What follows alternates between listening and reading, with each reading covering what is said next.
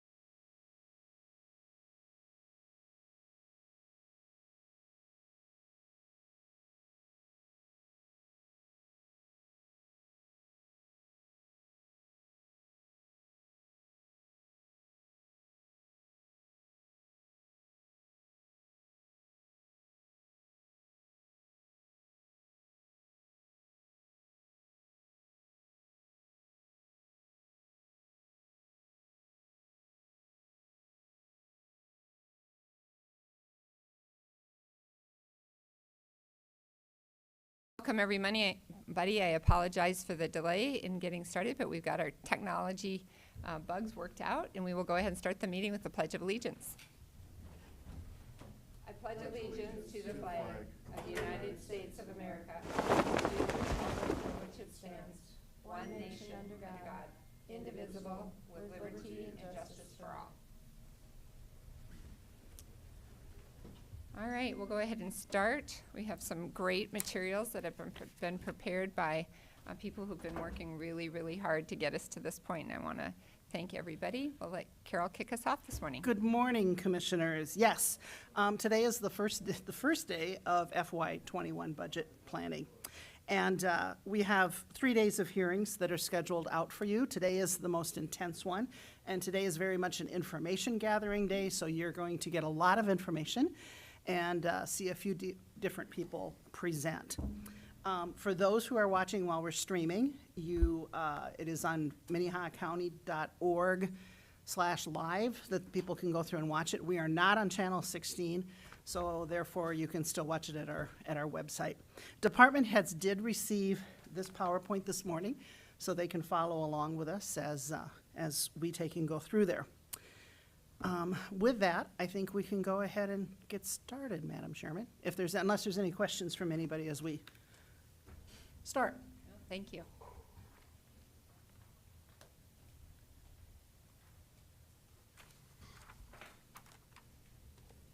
Vicki?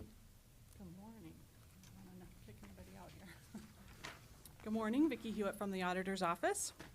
We're going to start us off with some May financial results.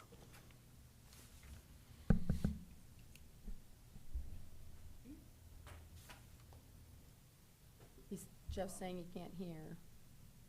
Commissioner Barth, you cannot hear us?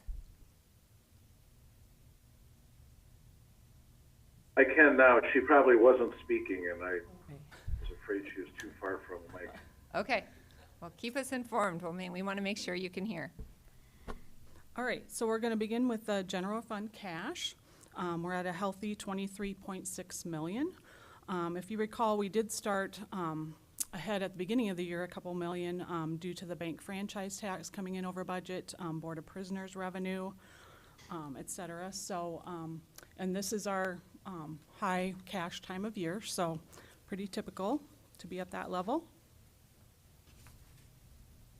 On to the highway fund cash reserves, $9.8 million. Revenues are on track. We're just seeing that seasonal spending in April and May. There was about $2.65 million spent on projects, so.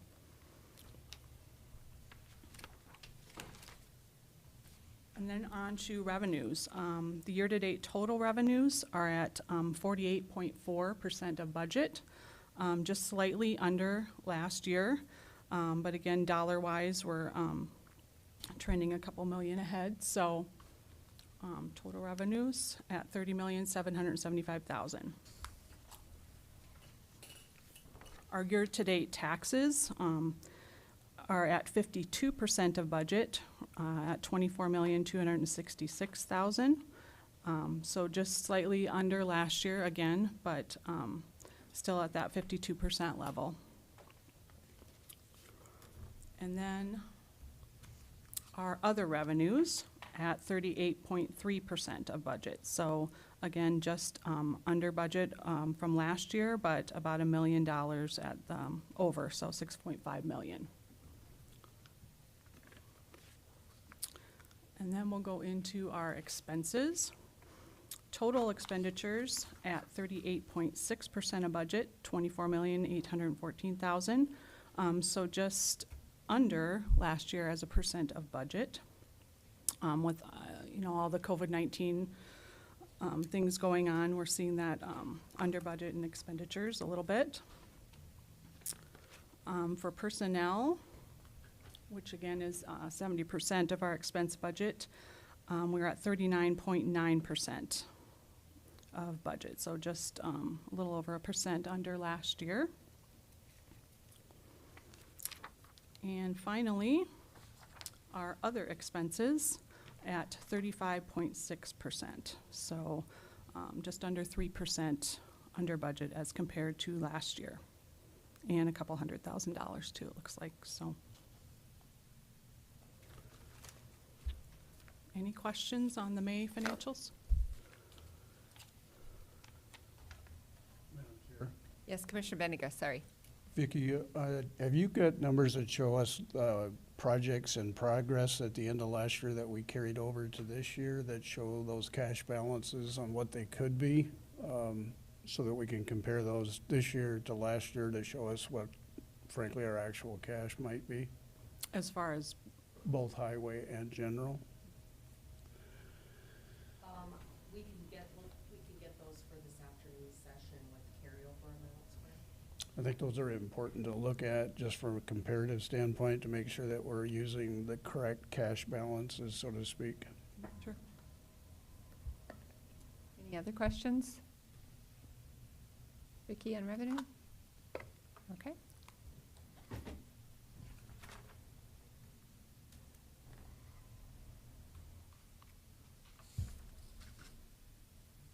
Good morning, Kim. Good morning, Commissioners. I'm going to reorganize my desktop a little bit here.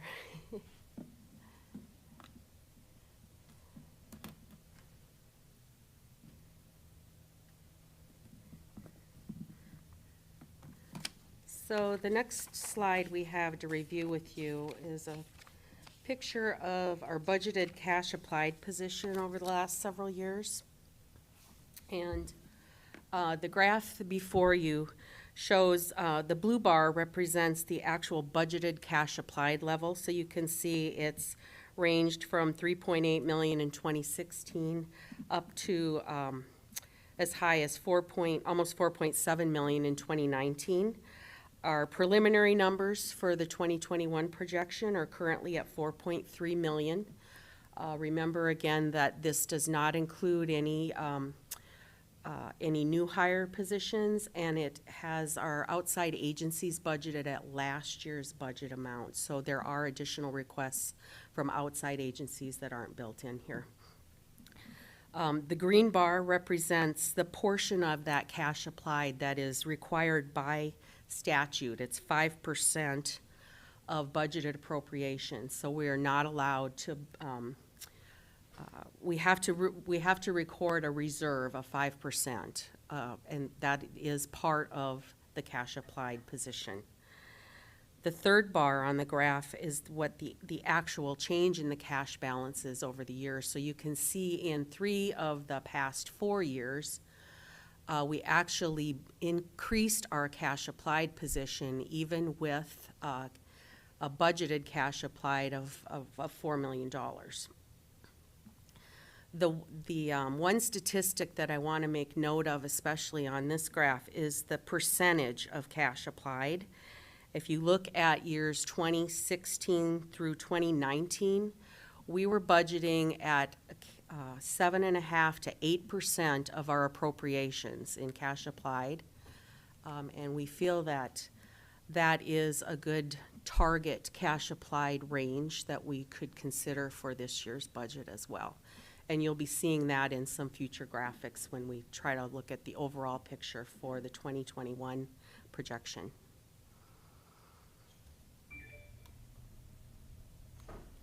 Any questions about that? Okay.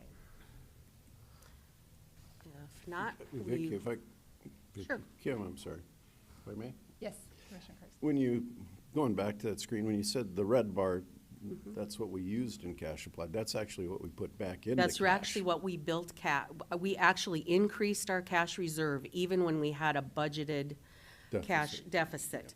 And that's mainly because this required reserve of 5% is really not, we experience about 99%, a 99% collection rate on our tax revenues. So we don't come anywhere near that required reserve level. When you said it, I just wanted to clarify for people listening that we Yes. didn't spend more than what we budgeted. We That actually is put money correct. in the bank. We actually did. The only year we went negative in this particular time frame was in 2017. And if you recall, that's the year when we did a pretty significant investment in our ERP software. That was a $1.3 million impact, and that it was intentional. You'll see that we budgeted an 8% cash applied in that year, knowing that this was a one-time expenditure and we were planning to use cash reserves to help cash flow that project.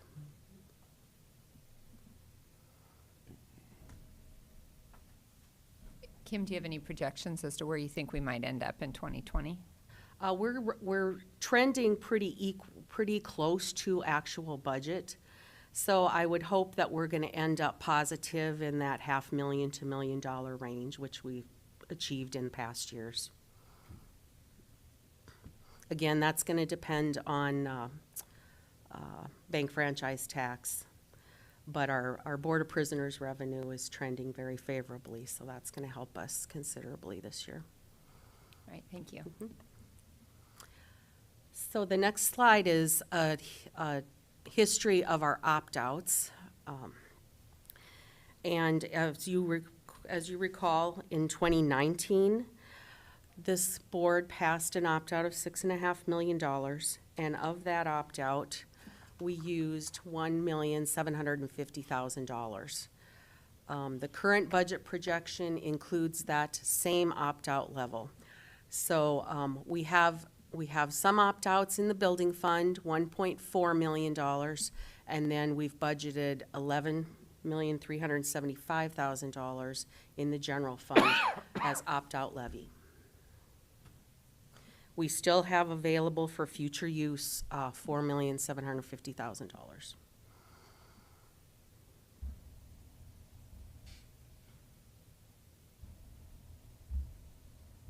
So now we're going to look at a series of charts that show our projected revenue levels compared to the past 10 years of history. This first graph is kind of a 10,000-foot view of our revenues in the general fund. And you can see that our total revenues have grown from just over $44 million in 2012 to a projected revenue number of $65.7 million in 2021. And the main point to pull from this graphic is that our property taxes as a percentage of total revenue has increased from just under 67% to 74%. And that's true in 2020 and our projected 2021 revenue projections. All other revenue sources, you can see, have remained pretty static, minimal growth. So the growth in the property taxes is not because Minnehaha County keeps increasing, but also because we've had growth in our community with building. Exactly. And so I think that's important for anyone who's listening. We're not continuing to increase your taxes. We've seen so much growth in Minnehaha County with new buildings, and that this is continuing to rise, which is what we want to see. Correct. And I have some additional graphs that will demonstrate that a little further. Then it's correct to say that we're just becoming more and more dependent on those property taxes. That's Because absolutely. any other revenue sources that we have gotten are not keeping pace. That's exactly right. That's correct. Okay, so now we're going to dive into the other categories of revenue a little more. The first being property taxes. As I said previously, property taxes are 74% of our revenue source, of our total revenue sources. And this graph shows the components of property tax. There are really two components. We have our base property tax levy, and then we have the opt-outs that we reviewed a couple slides back. And here what you can see is our property taxes have grown about $19 million over the past 10 years. About half of that came from growth in the community, as Cindy stated, growth of value, real estate values in the city, or in the county, excuse me. And the remaining $9 million came from opt-out levies. From 2020 to 2021's projection, we're seeing a $1.5 million increase, or about 3.2%.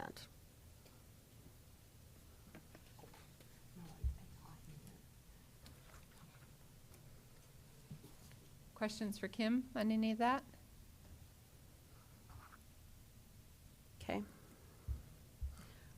got another chart here. I'll move Jeff a little bit here. This chart just shows the raw numbers behind the graphic you just saw. And what this data demonstrates for you is how our dependence on opt-outs has grown over the past 10 years as well. Back in 2012, we were opting out for 7.29% of our taxes, and in 2021, we're going to be at 23.6%. Again, there are other components to our property taxes, and that are the CPI increases, which have ranged from a low in 2017 of 0% to a high back in 2013 of 3%. In 2020, we had 2.4%, and 2021 includes an allowance of 1.7%. Those are based on the CPI, and the Department of Revenue communicates with us on what our allowable CPI increase is each year. The other factor in our base taxes is growth, and this is where you see the growth in real estate values in the county. And that rate of increase ranged from 1.3% in 2013 to an estimated 2.65% for 2021. Now, this is a preliminary number, and we will be adjusting that over the course of the budget cycle between provisional and final budgets. So we may see a little variation in that number. But I'll back up. So the CPI adjustment amounted to almost $600,000 in 2021, and then we picked up another $934,000 in growth for a total increase in property taxes of $1.5 million. And again, we've left the opt-out amount at the same level as 2020. So Kim, and just as we look ahead to 2022, I mean, likelihood is that CPI is not going to be setting any records. Correct. Except for We would maybe anticipate low it to be levels of- very low. Yeah, okay. Yes. Okay, so if there are no more questions about property tax, we'll look at some other charts now for some of our other sources of revenue. The second largest category we have in our general fund are charges for goods and services. And from 2020 to 2021, we're projecting an increase of $765,000. That's a 7.9% increase year to year. The biggest factor contributing to that increase is our Board of Prisoners revenue, where the Sheriff's Office has projected an increase of almost $840,000. That's assuming we will we'll fill 60 contract beds daily and an additional 20 with the U.S. Marshal Services. So we'll be housing 80 prisoners or 80 inmates on average every day in 2021.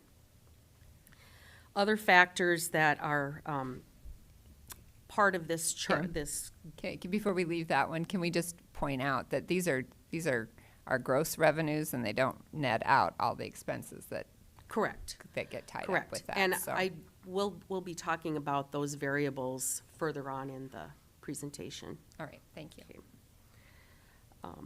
The one thing that also is interesting here is if you look at the 2021 projection of 3.3 million, that mirrors pretty closely where we were at back in 2012 and 13. And then you'll see how that revenue source declined over time as we started, as the jail started filling with our own county inmates, and we no longer had the capacity to rent beds to other counties. A couple other more significant factors in this category of revenue are our courts fees. Those are, the current projection is down $100,000. In the sheriff's office, we're going to see a decline of $175,000, and that is associated with our Detox contract. Those revenues will be shifted to the triage center starting in 2021. And lastly, our JDC revenues are going up about $175,000 for juvenile housing to other partner counties. A similar situation as we have in the jail where we house juveniles for other counties. Commissioner Benega. Kim, could you explain a little bit about the court fees, why that would be decreasing when we're seeing more and more court? That's an area that I think we would need to follow up with Carl about, because we're seeing declining fees. We're also seeing when we look at another graph on fines and forfeitures, those numbers are declining over time too, and it does seem peculiar given the volume of court activity that is occurring. I think it would be nice to understand that a little better. And the other question I have is on the jail fees. If Lincoln County was to build a jail, what kind of an effect does that have on the revenue source for us? That would, it would cut our revenue by about 75%. Okay. Pardon? But we do have a 5-year contract with Right, Lincoln I County understand as that, well. but Yep. we're getting close.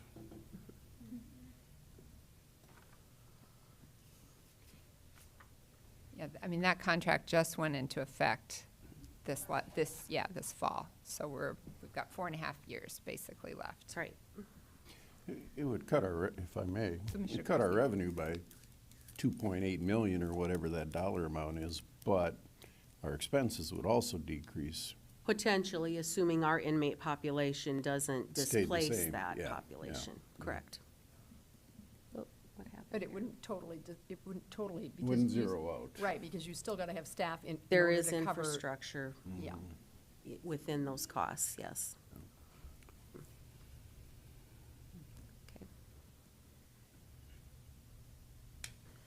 Okay, the next category of revenue we're gonna look at is intergovernmental revenue.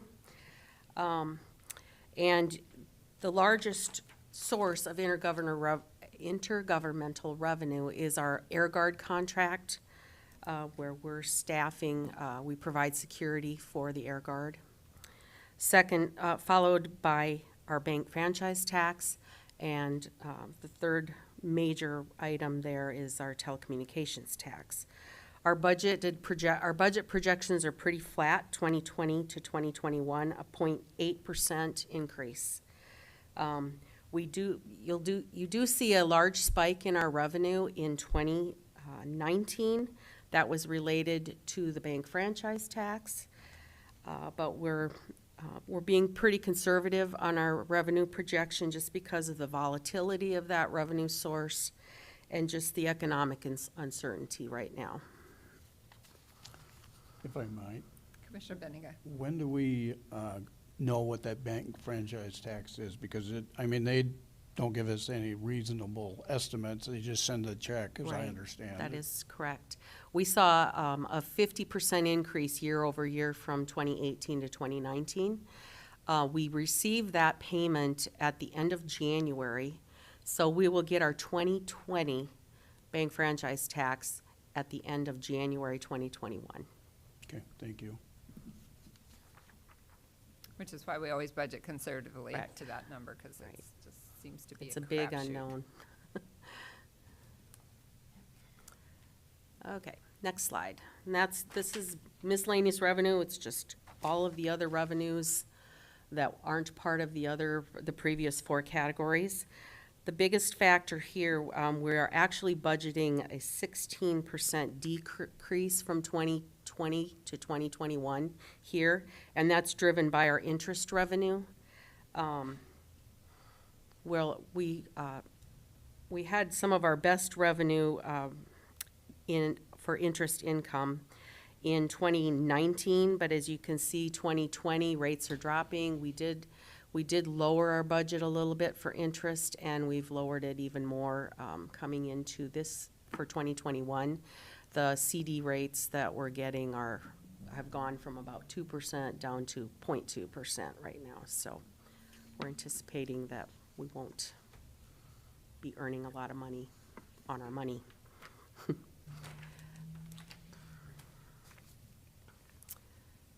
And then the last revenue slide we have are the fines and forfeitures in the courts.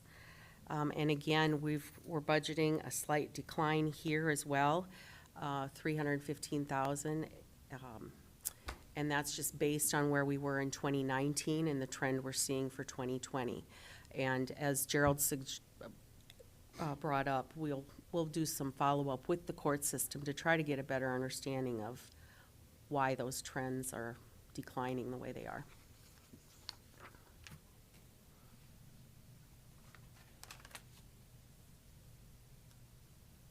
I misspoke. We have one more slide here on revenue. Licenses and permits. These are building permits make up the largest share of this revenue source. We're forecasting a decline of 10%, and that's just based on our 2019 activity and our 2020 trend.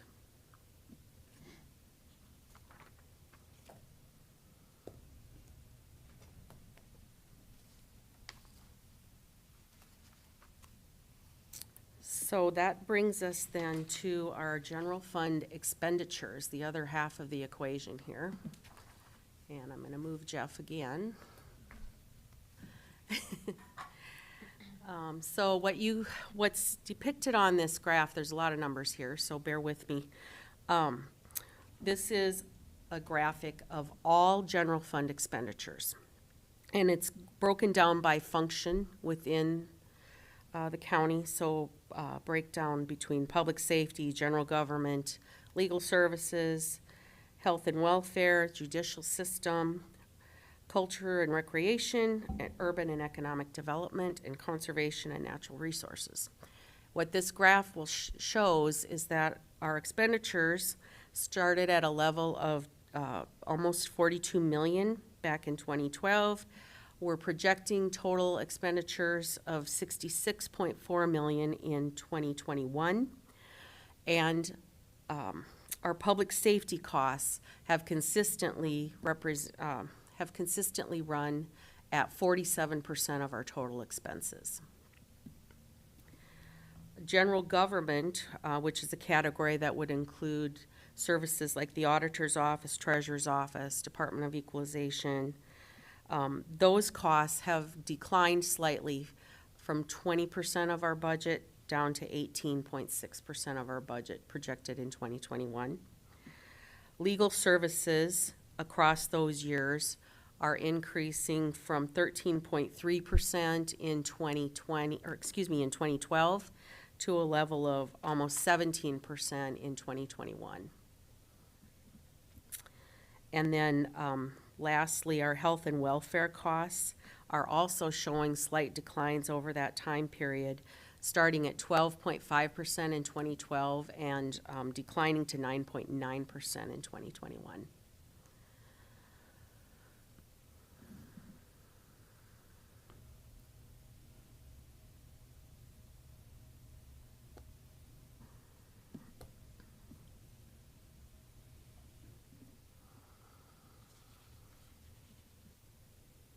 Questions for Kim? We're all studying this graph. There's a lot of numbers on that Yeah. graph.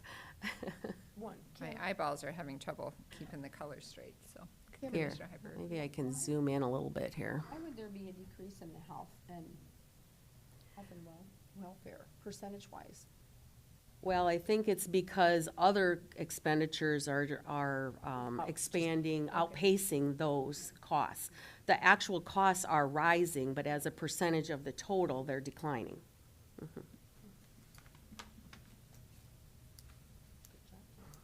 That zooming doesn't really help all that much, but. Not really, but.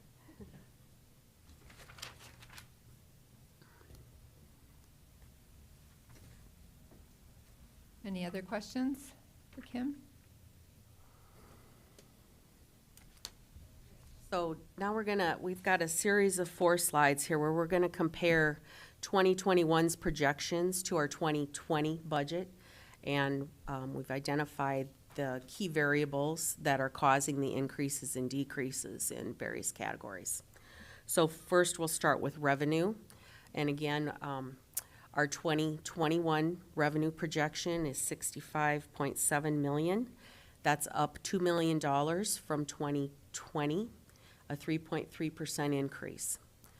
The key contributors to that increase are in property taxes, again, the growth rate of 2.65% and the CPI of 1.7%. That's about $1.5 million. We talked about Board of Prisoners revenue, $840,000 roughly. Juvenile housing revenue of $175,000. Detox revenue going away, being shifted to the triage center.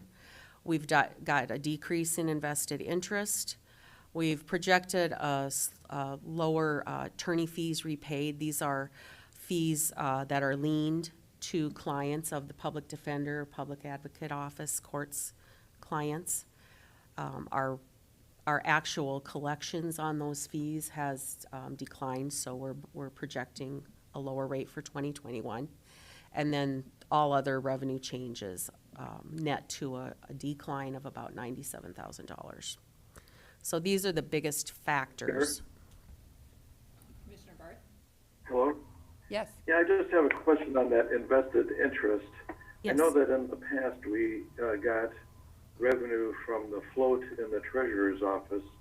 Is that where this invested interest comes from? It is. Or do we have other items that are gaining some interest? No, this is the interest that's flowing from our cash reserves managed by the treasurer's office. Okay, are we getting any revenue from the float in the treasurer's office? You know, they may have $20 million in the bank over the weekend. We may not be getting much, but I know that in the past we did get some. We do see monthly interest revenue. I can get some specific numbers for you for this afternoon session if you want. But we do realize interest revenue monthly for that money that's on deposit or in reserve. Is any of this have to do with the building money from the jail? No, that is all captured in a separate fund in our capital projects fund. So this is truly just money earned on the cash generated by our normal county operations. Okay. All right, so now we're going to look at expenditures in two categories. First, salaries and benefits.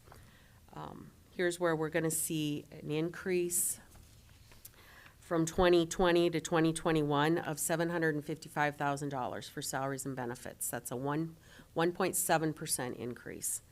And salaries and benefits do represent about 70% of our operating costs in the general fund. And here are the key contributors to that increase. You'll recall that in 2020, we had to budget a 27th pay period because we had 27 pay days occurring between January 1 and December 31st. The impact of that was almost $1.4 million. So there's some savings, if you will, associated with that. The next is the step increase for all staff. The cost of that is about $364,000. A 2% matrix adjustment has been built into the projection. That equates to $721,000. You'll also recall that there were a number of positions authorized in the 2020 budget that were mid-year hires or fourth quarter hires. The impact to annualize those positions is about $439,000 in 2021. And then we budgeted a 15% increase in our health insurance costs. That's $701,000. We've also got some reductions. In the elections area, we'll have a decline in overtime and part-time dollars because we're entering a non-election year in 2021. There were also reductions in overtime, primarily in the jail, of $32,000. We've got some salary reimbursements from the highway department, and those are going up by almost $14,000. So we see the benefit of that in the general fund. And then our work comp insurance, we've budgeted a 5% increase on that. Yes. You knew I was going to ask this. About the accrual of payroll, are you doing it by pay period or by day when you do accruals? Right now, we do not accrue our payroll at all. Right, but in And the future, we would do it by day. okay. And I've got a graphic coming up that will try to help illustrate that. Makes a big difference. Okay, any questions on salaries and benefits then? So our projection, again, does not include the impact of any requested positions at this time. This is just existing budgeted positions from 2020. So it does include the almost $450,000 of positions when they get annualized. That's correct. Yep. That's correct. Okay, so now we'll talk about all the other expenditures. We're projecting an increase in that category of expense of almost 1.4 million, or 6.7%. And these are all of the contributing factors that are causing that increase. Some of the larger ones I'll point out. Courts, we're projecting an increase of $319,000, almost $320,000. And that's a 15.5% increase over 2019. If you'll recall, 2019 ended up, 2019's actual expenses are actually higher than 2020's budgeted expenses by 4.7%. We do, right now, the way costs are trending, it appears as though we might actually finish the year at or below budget in courts, just because the spending in that area has been trending lower due to the COVID restrictions on the court activities. But we do feel that this $315,000 or $320,000 increase is going to be warranted in 2021.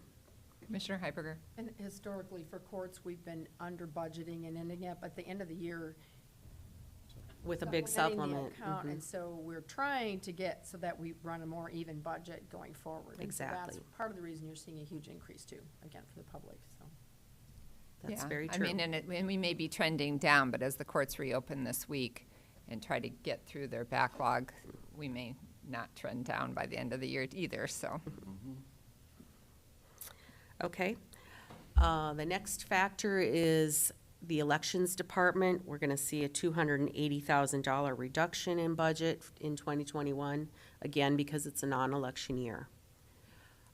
In facilities, we've got some increases for contract services and utilities. And then we'll jump down to the jail category.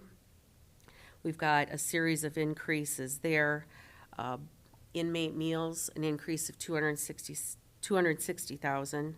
Our property liability insurance, we've got added insurance coverage for the jail addition of $22,000.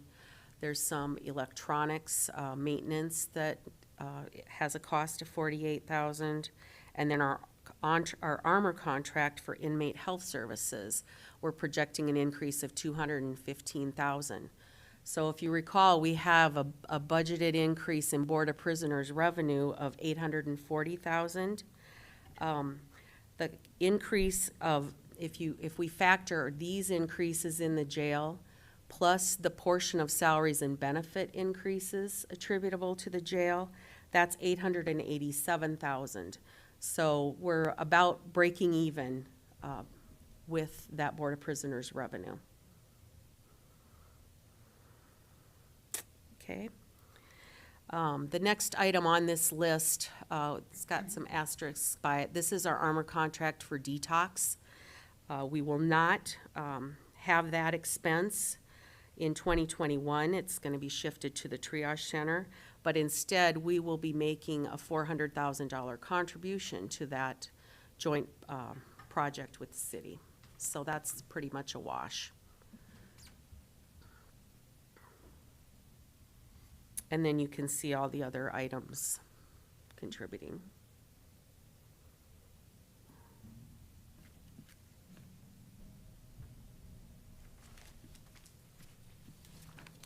Questions for Kim on that slide? It's a great slide. It's really helpful to break that all down, so Good. thank you.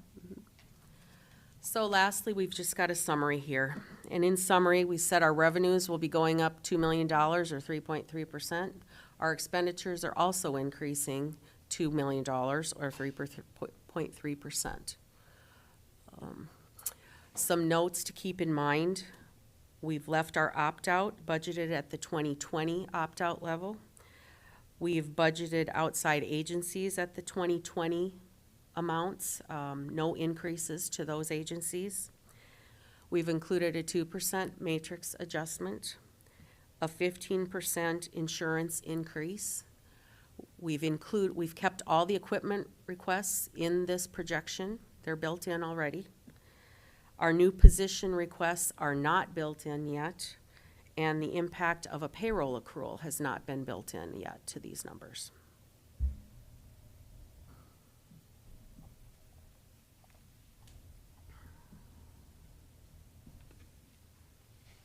So we're in generally good shape, but we got a lot of work to do still.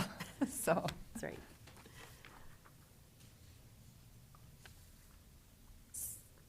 So if there are no questions on that, these variables, 2020 versus 2021, I'd like to move on to a discussion regarding a payroll accrual. everyone ready? Move on? Okay. Thank you. Okay. Last year, during the budget cycle, as you'll all recall, we were faced with the necessity to build in 27 pay periods.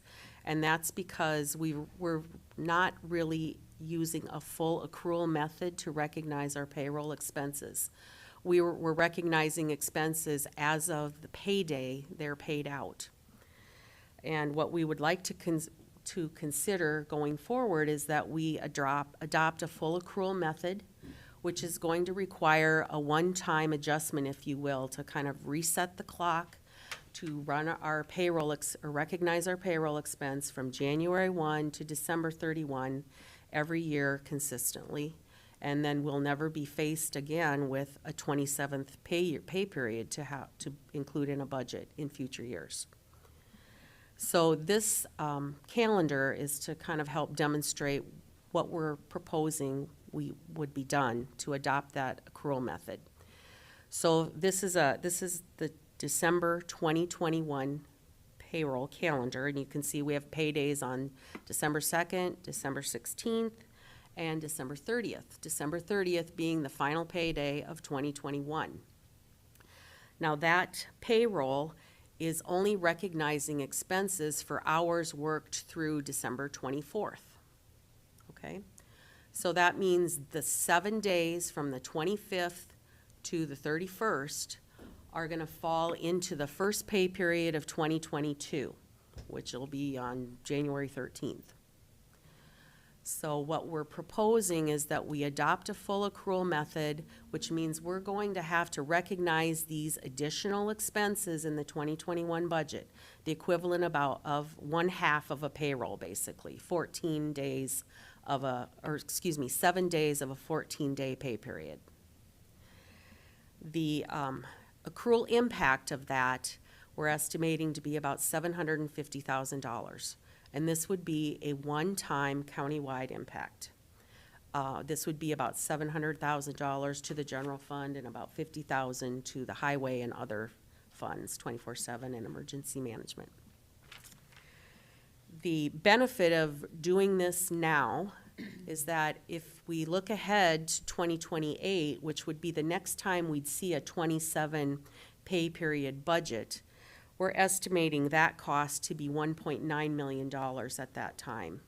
And that's assuming we're doing 2% matrix adjustments and filling probably 3 to 4 new positions every year at a cost of $250,000. So the cost increases significantly over time because of those factors. And also bear in mind that in 2028, that's going to fall right in the time period where some of our older opt-outs are going to start expiring. So that's also going to create some budgetary pressures in that time frame. Commissioner Heiberger, just because I don't totally understand this. So those 7 days in that pay period, we will just budget for the amount in the prior year, and then you will move it into the next year's budget to pay for that payroll? Or you pay it out by the end of the year? No, we'll How does just it- budget for it. It And does, it still gets paid out on January 13th. We're literally just doing an accounting entry to record a liability at the end of the year. But the offset of that liability is an expense that has to be appropriated in 2021 so that we have adequate budget authorization to do that. Thank you, that's what I understood. And could you just explain again how that accrual for 2021 impacts 2028? If we would take this step in 2021 and recognize this expense now, we would never see another 27th pay period impacting budget again. We would always be able to budget for 26 pay periods, and that would cover our 365 days of expense. Not just once, but forever. Forever, correct. So we're literally just resetting the clock from December 24th to December 31st when we do this. And then we'll never have to do it again. Commissioner Karski. I would say this is a very common way of accounting. I mean, more common to do it this way than the way we have Yeah. been doing it. It makes sense. Absolutely. And this type of adjustment is a proposed audit adjustment every year in our annual audit. It's never been adopted. It's a recommended adjustment, and always has been identified as a recommendation by the auditors. So to tie it back to the previous slide, this is one of the things that was excluded Correct. that we would have to add in. That's So, right. Okay, thank you. Anything else? Any other questions? Jeff? Commissioner Barth? Yeah, so it's $750,000 in next year's budget added to our expenses, is that right? That's correct. And we'll have some illustrations to look at when we get a little further on to help you see the impact of those. Okay, Thank you.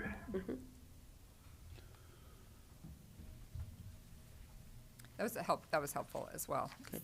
Just to see it on a piece of paper with a calendar is helpful. Thank you. Sure.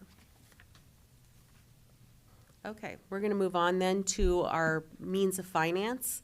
This is our preliminary means of finance for the 6 largest funds on our books. And the first column is our general fund. This includes the $65.7 million of projected revenue, the required 5% reserve on appropriations, which is $3.3 million, to come to a net means of finance of $62.3 million. Our projected expenses are $66.7 million, so our preliminary cash applied number is $4.3 million. And that's about 6.6% of budgeted appropriations. Just as another reminder, these numbers include the same opt-out level as 2020. Outside agencies are budgeted at 0 increase, 2% matrix adjustment, 15% insurance adjustment. Equipment requests are built in.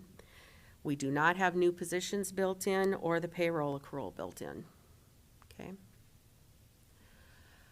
Also to highlight some of the other funds in the highway fund, the proposed budget results in a cash applied number of $3.1 billion. And I've spoken with DJ about that. If you recall, our cash reserves in the highway fund are just under $10 million. But he has pointed out that there are a number of grant programs for bridge grants available in the state. He is anticipating that the county will be able to receive some grant funding for some of the projects that are built into this budget, but we don't budget for grants until we know that they are awarded. He's also got in his 5-year projection, a 5-year cash flow, which he was going to share with me, and I can bring that forward so that you can see what he anticipates over the next 5 years, where an estimate of where he feels the cash reserves will be in the highway fund. I want to jump over to capital projects. The proposed budget right now includes $20 million in capital projects for renovations in the admin building and extension building and a county highway shop. Commissioner, sorry, Carol. Do you just want to explain how that 20 million is going to impact the bottom line when we say what the budget for FY '21 is then? Because we have that with the jail. That if we have a budget of 95 million, typically there's an additional 20 million. Right. Can you just explain that? Our all-in budget proposed for 2020 is actually about $117 million. And that's, again, that's, as Carol stated, 20 million of that is for these special projects. Our typical budget level would be at about $95 to $97 million. And I think we're going to talk about this a little bit more later. So, but I mean, there's a lot that goes into that particular item about that $20 million in bonds. So I can hold the questions until we get to that later slide. Okay. All right. So we're to the end here. Our last slide for this segment of our meeting, our hearing, is includes some illustrations that show you the impact to adopting certain of these budget requests that have not been included in the numbers you've seen so far. So on this slide, we've got three different illustrations, basically. We have, at the top of the slide, we're showing where our current projected revenues and expenses result in a preliminary cash applied number of $4,373,000. And that's true in all three of these illustrations. We know that we've got requests for new positions that equate to a cost of $400,000. The cost to adopt the accrual method of accounting for payroll would be $750,000, and outside agencies have requested an additional $352,000. So if all of those requests were to be approved, that would add $1.5 million to our expenditures. It would increase our 5% reserve by $75,000, and it would result in a cash applied number of $5,459,000.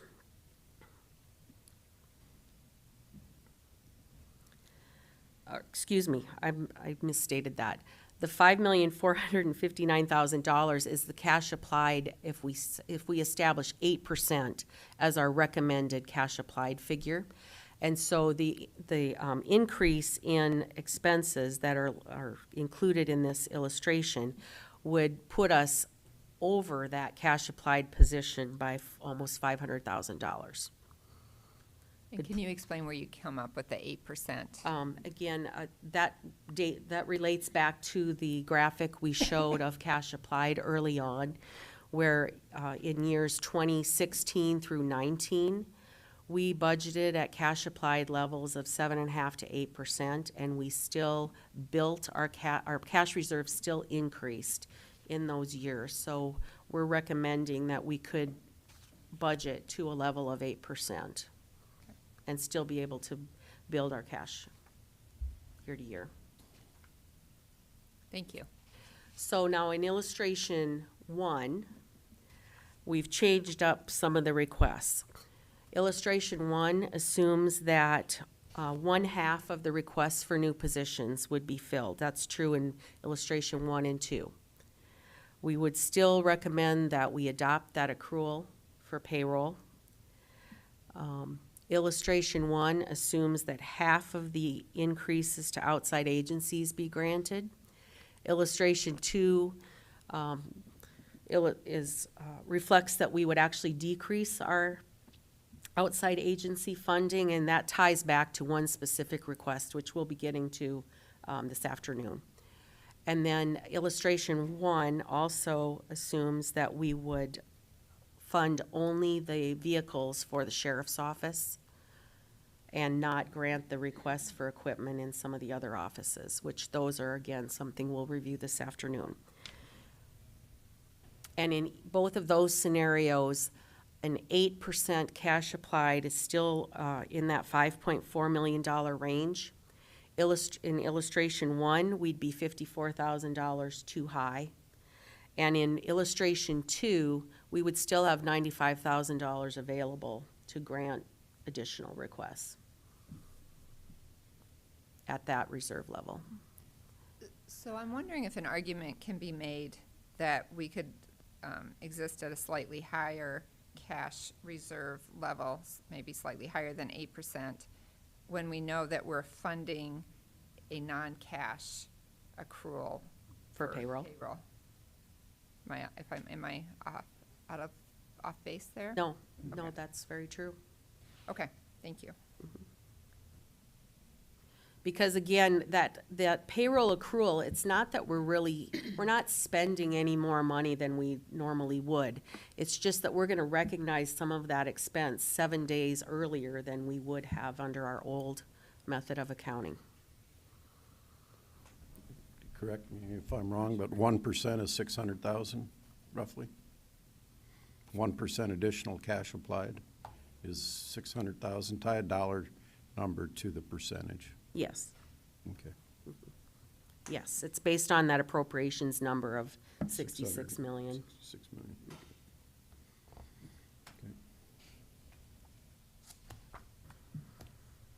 All right, any questions? Commissioner Benega? Well, at this point, I'm just gonna say that you're only half right in your conversation, in my judgment, because you're not expending that in cash, but you're recording the expense in the proper year that you had it. But 2 days later, you're gonna start with a $750,000 decrease in cash for next fiscal year. In cash? Yes, because you're paying that payroll on the Okay, 31st. I see what you're saying. Which is what we would have done if we don't do this accrual. Right. And in my little bit of experience, I guess, but the issue of accruals is usually done on a monthly basis, and for whatever reason, this is gonna do it on an annual basis, but even doing it once a year is the right thing to do, but it would be more accurate if we did it on a monthly basis, so we knew exactly where we were each time we get reports. And we do have the ability to do that in our accounting Okay. system, so we could do it monthly. It would seem to me that, in my preference, that we would see it that way rather than on an annual basis, because 7 or 8 days of a working payroll amounts to a lot of money when it's 70% of your pay or your Right. budget. The only implication of that is that we wouldn't be able to close the monthly, we wouldn't be able to close the month as soon because we'd have to wait for that first pay period the following month to run so that we could post that accrual. You can do it that way, but you can also do it with an assumption that each payroll period will cost you X amount of dollars, and you make that assumption rather than doing the actual, and so you could close right away. Okay?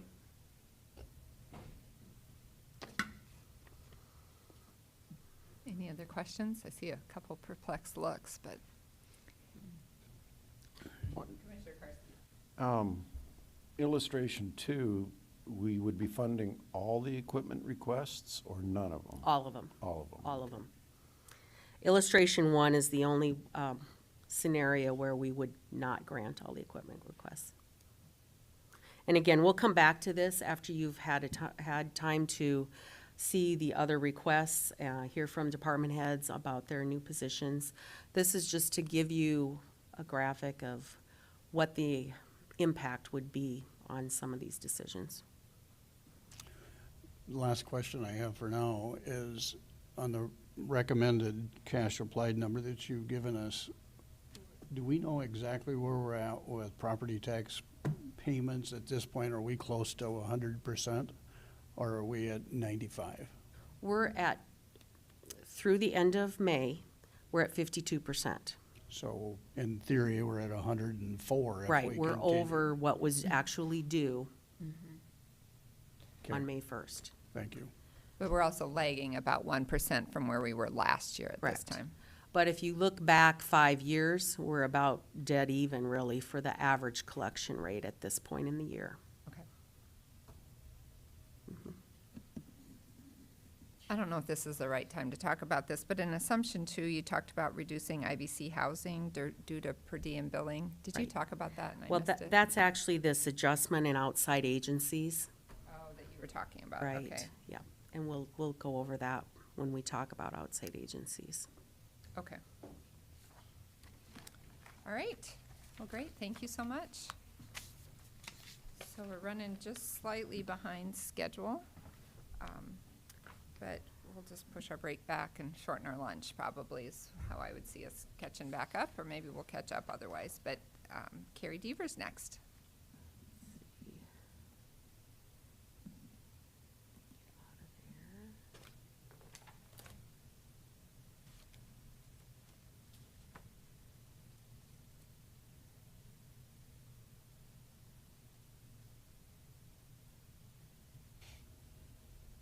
You wanna set it to slideshow?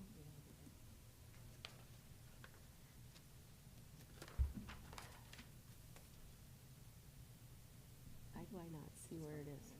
Pardon? Okay. Good morning. Morning. I get to talk about the personnel side of this, and you'll recall that the vast majority of our staff are on our pay matrix, and then we have some select individuals who are paid a flat rate. So this portion of the discussion is really about those individuals who are paid on the matrix. And each year we look at the matrix and determine, in order to be competitive with the market, how much we should increase that by. And there are 4 factors that we look at. We look at the consumer price index. We also look at the employment cost index, which is slightly different. That looks at the increased cost for salary and wages. We also look at data about what we're seeing from surveys on what average salary structure increases are. And then we also look at our comparable agencies. So that bottom box is matrix increases for some of our comp entities, which you remember is what we compared to during our comp studies. Under the CPI, you see that I'm still giving you, 4 different data points. That's because CPI, when you hear us talk about CPI, it's never the same. The national CPI is CPI-U. I'm also giving you the Midwest figures. Every year, South Dakota State adjusts their minimum wage, which of course impacts our salary structure as well, and being competitive. So you have a figure for CPI on the South Dakota State, and that MC budget, it actually refers to the figure that we're given by the Department of Revenue for increasing our own budget figures. So as Kim had mentioned, that was 2.4 going into 2020. The South Dakota State minimum wage adjustment going into 2020 was 1.7. Of course, we don't have a year end for our national and Midwest, but what you'll see there is April has significantly lowered, and that is because of where we're at in our economy. Overall, what I would say here is you probably see that we gave a 3% increase coming into 2020. We never know what our other comparable organizations are necessarily doing because they're going through budget process at the same time that we are. On average, they gave a 2.28 coming into 2020. But you'll see that we've been trending a little bit behind those other organizations for a couple of years, and we recognize that. So we looked at a larger increase for 2020. Kim has mentioned to you that we put in a 2% matrix adjustment for next year. That's close to trend, but it is also what's contractually obligated for our unions for 2021. Any questions on that data? Okay. The other portion of our salary increases pertain to the salaries that you want to provide to elected officials. You probably remember for elected officials that we look at, again, we look at market data, we look at comparisons to their deputies, and we look at equity amongst our other department heads. Base salaries are set by resolution each year in December. This is the data that you're looking at right now compares what the rates of pay are for 2020 in this column. And then I'm giving you, oh, Jeff, I don't want to lose you. I'm giving you some comparable organization data for this. Again, I stress this every year. The tricky thing to remember is you're looking at 2020 comparisons. So all these organizations, of course, are going through the same process, and those wages will go up. What makes elected officials also a little bit more complicated is some entities pay based on a salary matrix or a pay grade system, like we have the rest of our staff, and others pay flat rate. So these numbers can sometimes fluctuate.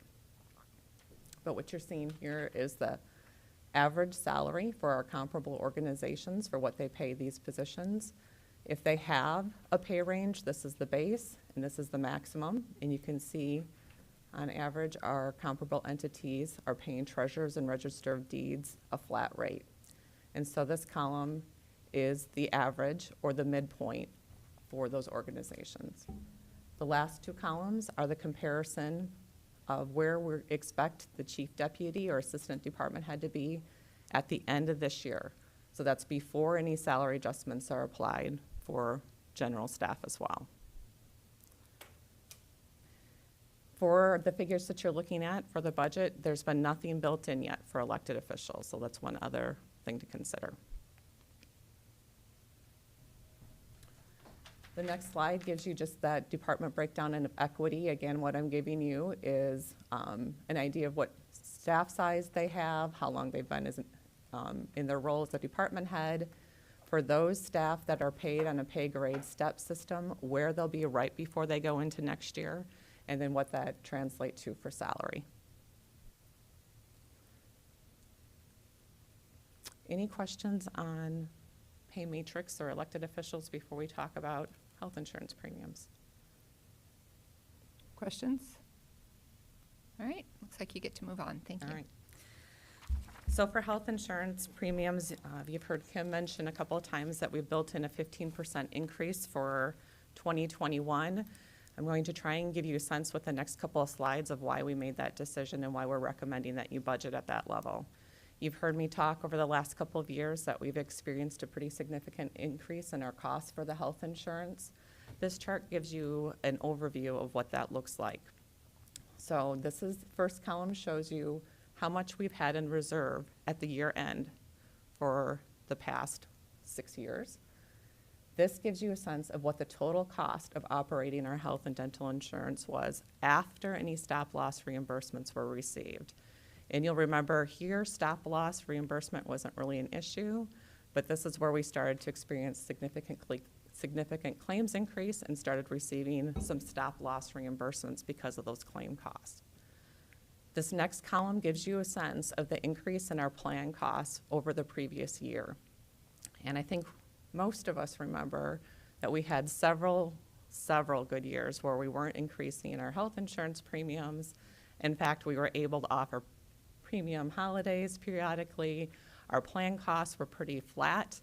And then we hit this anomaly in 2017 where we experienced a 21% increase. And we had hoped that that would correct and go back down. But in the next 2 years, we still experienced, 13% increases overall. So no premium holidays during that time period. In addition, our reserve balance has gone down quite significantly. You'll remember that we've had reserve analyses conducted. We're at an okay level. We're comfortable with that. But still cognizant that we have been basically operating at a loss for a couple of years. So we had a 15% increase coming into 2020, and I'm recommending a 15% increase for 2021 as well. This is sort of the annual overview. The next slide really kind of tries to give you an example of what this really looks like on a month-to-month basis. So, and again, it's really hard to stand here in June and say this is what I anticipate we're going to need for next year because we're only a few months into the new year. But on average, right now, we're trending around $312,000 in health claim costs, just health medical costs for 2020. And our prescription claims are trending on average around $136,000. Our dental claims have really gone down because, of course, nobody's going to the dentist right now. So the reason this figure is grayed out is I'm using an average from 2019 instead. Admin fees, stop loss, and premiums are charged per employee per month, so those do fluctuate, but on average, we're having about $20,000 that we pay for admin fees each month, almost $100,000 a month for stop loss insurance premiums. So on average, and again, this is just an illustration, but it costs around $600,000 a month to operate the health plan. And we're bringing in $584,000 right now in premiums. This, of course, fluctuates as well as people come on and off our plan, but right now it looks as though we're underfunded by about 3%. And I'm not concerned about that because this figure can change month to month. But when you look at where we're at over an annualized basis, it's important to consider. So if I were going to project into 2021, and I considered that we maybe still experienced about 12% increases in claims, we know that we'll have administrative fee increases for next year. Stop loss insurance and premiums have been a major driver over the last couple years. If I projected out expected expenditures for 21 based on that, we'll definitely need the 15% increase. It would be great if we had a really good year and I could recommend lower by the time we get to October, November, but right now I really feel 15% is prudent. Any questions for Carrie on this? I know Carrie follows this, tracks this very closely, loses a little sleep over it occasionally.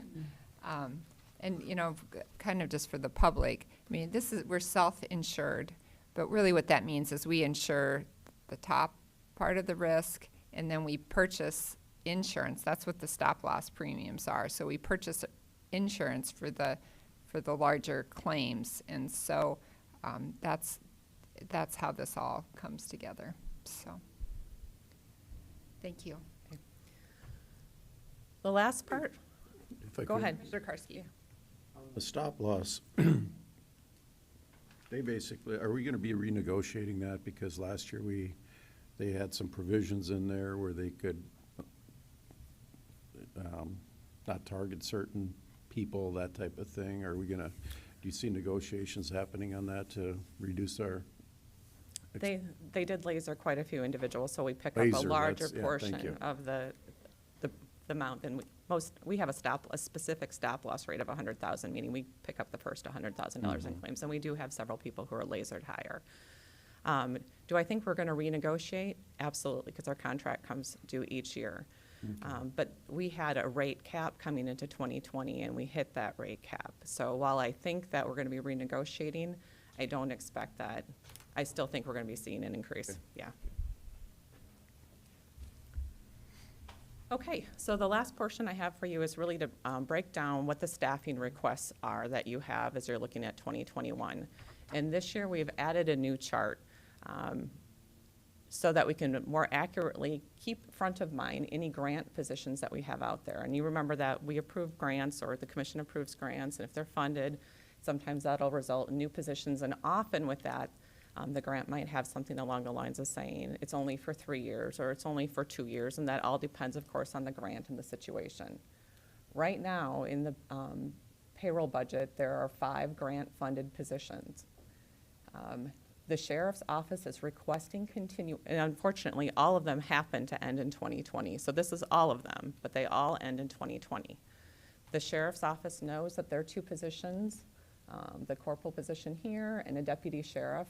The grant funding will definitely end at 2020, and they're asking for approval to continue those positions. So about $147,000 to $148,000 for those 2 positions. Pre-trial has a grant-funded position. Human Services has a caseworker for their Alliance program. And then we have that new juvenile diversion coordinator that was just approved last year. All the funding is expected to end at 2020. The difference with those is that there's potential that those grant funds, we may be alerted later in the year, or hope that we find out later in the year that the grant funding for those will continue into 2021. All of these positions are currently built into the budget. The next slides really talk about positions that are not currently included in the payroll budget for 2021. And you might recall that we have a lot of different kinds of requests. Some people will come in with full year requests, some come in with half year requests. We have staffing changes for reclassifications. So we're breaking this out into two main sections. New positions for full years, which is the yellow, and then the slide after that will be other types of position requests. And you're looking at only a request for 6 full-time positions for the full year. You have a request from the auditor's office for a senior elections technician. From the public defender, you have a request for a deputy or senior deputy public defender and a paralegal. The sheriff's office jail division is requesting a correctional systems operator. The state's attorney's office is requesting a legal office assistant, and the treasurer's office is requesting a tax and license technician. The total cost for all those positions, if you were to approve them, are slightly under $400,000 or $385,000. The next slide explains the difference between this figure and the $400,000 that Kim has been showing you, because you have about $15,000 in additional staffing requests. This year, we talked about the cost for those positions that had only been funded for part of 2020. This year, you don't have any mid-year requests. These are all simply reclassification requests where the departments are asking to take an existing FTE, reclassify it to a higher level position, and recruit and promote somebody. So the cost here is the promotional cost. So you're looking at about $15,000 for reclass requests, one in the sheriff's office for a deputy sheriff to a sergeant, one in the public defender for a senior deputy public defender to a senior trial attorney, and one to reclassify a paralegal position to a new classification of paralegal supervisor. And the 17 has a question mark after it because that's a new position. We would want to go through and actually do the review on that, but we're confident that regardless if that came out to a 17 or an 18, the promotional cost would be around $3,000. The last slide I have for you, these slides continue to get a little bit longer each year, maybe harder to read, so I broke out the section that gave you a comparison to the number of positions that have been approved for those departments in the past, both growth since 2011 and then also growth from 2016. And the comments columns gives you a sense of where those position growth has, or where that position growth has been at. And this is only for those departments that have requested new positions for the year.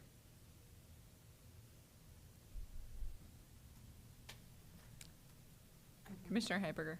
One question. So when we're looking at new positions in that second option that Kim put forward, there was, I believe, $200,000 in it. Does that, and it talked about new positions, but does that include deciding on the promotions too? So those two sheets go together, so we can come up with $200,000 between those two sheets. Okay.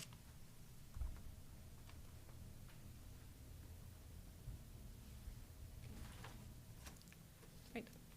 Thank you. Any other questions for Carrie?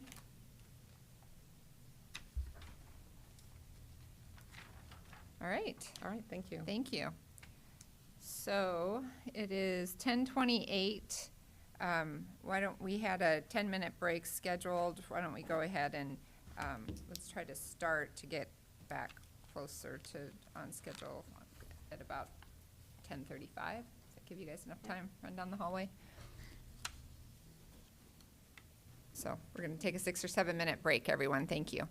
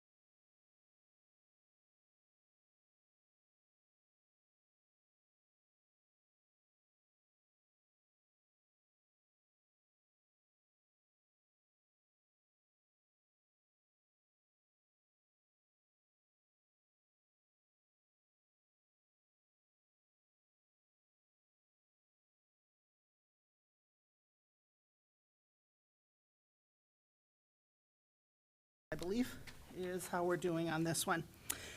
So, there we go.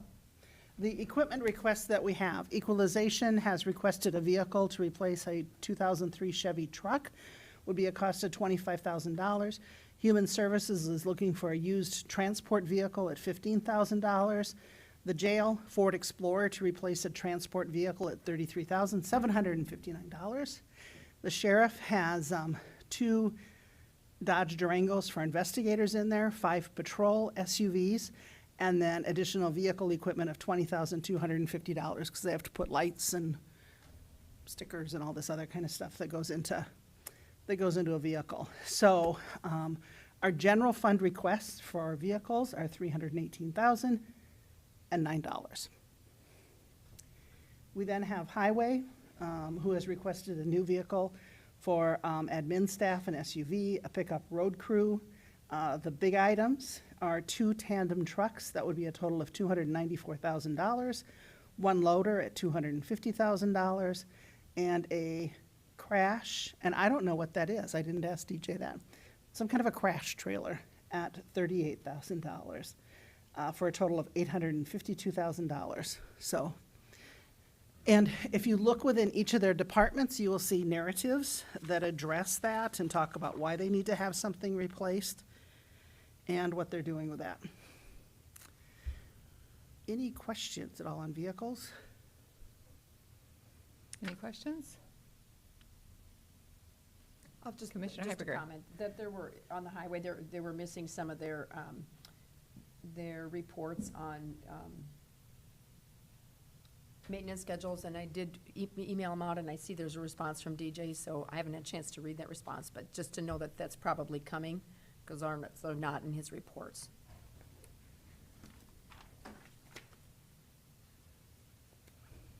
Thank you. Okay. Next one is the outside agencies. You've heard Kim reference this a couple different times. I want to make a few highlights as we go through. Mandated by statute is Southeastern Behavioral Health that we pay $1 per capita. So that would be $169,000, 468. And Kim did go back and look as to when that number changed per the last census, and it was 2012. So we anticipate in 2022 that number will change. We do have contracts for a variety of things, or dues. Animal control, the Humane Society takes care of strays and animals and those issues that are outside of the city limits. CCOG dues that we pay, we estimate a little over $25,000, almost $26,000. The other thing I'll point out is the Sioux Empire Fair Association. You have a contract with a group to provide management of that, and you provide a financial support to them along with having them in the building fund, which we'll talk about in a couple more slides. But the Sioux Empire Fair Association has requested $250,000. You've been holding the last 3 years at $150,000. Now I want to talk briefly about that Ivc Housing with the Carroll Institute, because that number's changed quite a bit and why that fluctuates. If you go back to the year when Detox was having issues, it was when I first got involved, along with the fact that we were in danger of accreditation issues that were out there. One of the things that I give a ton of credit to this commission, Ken McFarland, my predecessor, and Carroll Institute came together rather quickly, put together a contract so that people who were on IVC holds, but no bed was ready for them for treatment, were able to do that. That contract started out at $220,000 a year. And about 3 or 4 years into that, we dropped it to $110,000 because of things we weren't using as many beds of a guarantee date. After that, sometime in 2018, for 2019, we changed that to $55,000, dropped that again. So we would have a guaranteed number of beds that were there, but again, we were not using them all. So in 2019, Carroll Institute very graciously agreed to work with us as a per diem, and that is where we're at so far, and I think we've only used it once this year. Does that sound about right? With the bill, I know when the billing came up, we all had to stop and think about process for just a minute, because it was a little bit different than what we would be doing. So that is the reduction that you've been seeing on there. Now, Carroll Institute did submit a request for a general fund support of, I believe, $6,000. So that dollar amount you do see in there. that Ivc Housing triage really takes care of that. And again, we haven't been using it. And I give credit to the Detox staff that is working really well with the state of South Dakota.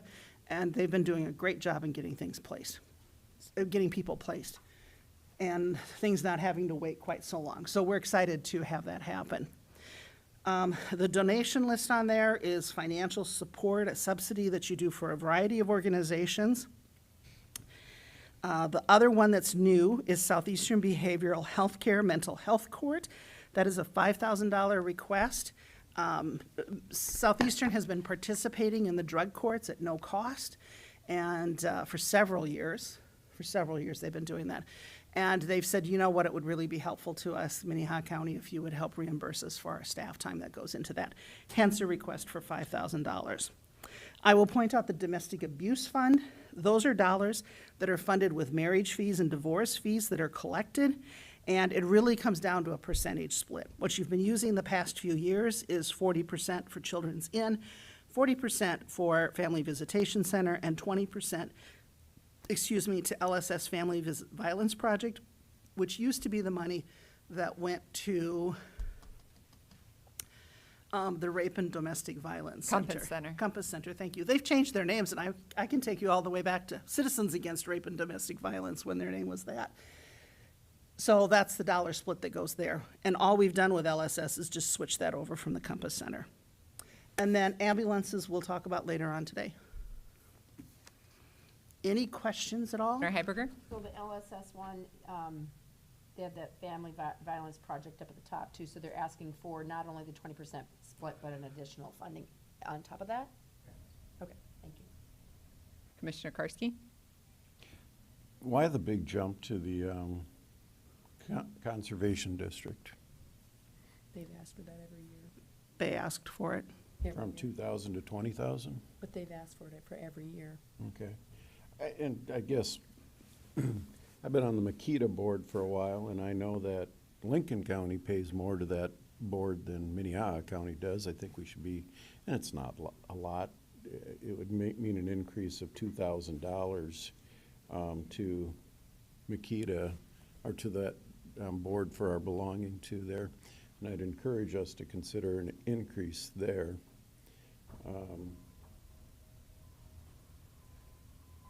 Yeah, so not a Madam significant Chair, amount. Jeff. Commissioner Barth?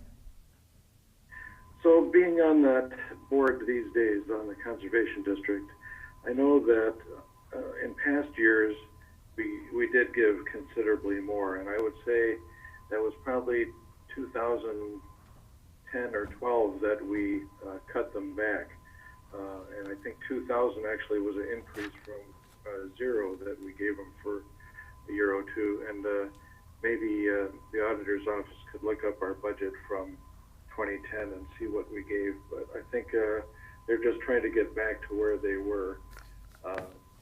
Not that they have to be, but that's, I think, why they're asking for an increase. Thank you. Thank you. Commissioner Heiberger? I have an old paper here from Ken, and the soil conservation in the year 2000 got 30,000 from us. Okay. Chairman? I will also add that per state statute, the Minnehaha County State's Attorney's Office does provide legal services for the Conservation District. So if they've got something that they need to deal with, our civil attorneys have helped them out. Thank you. Any other questions on this particular slide?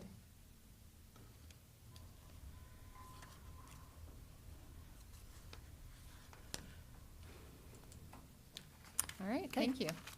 We're going to turn over to Kim, and I think she'll probably turn over to Mark at some point.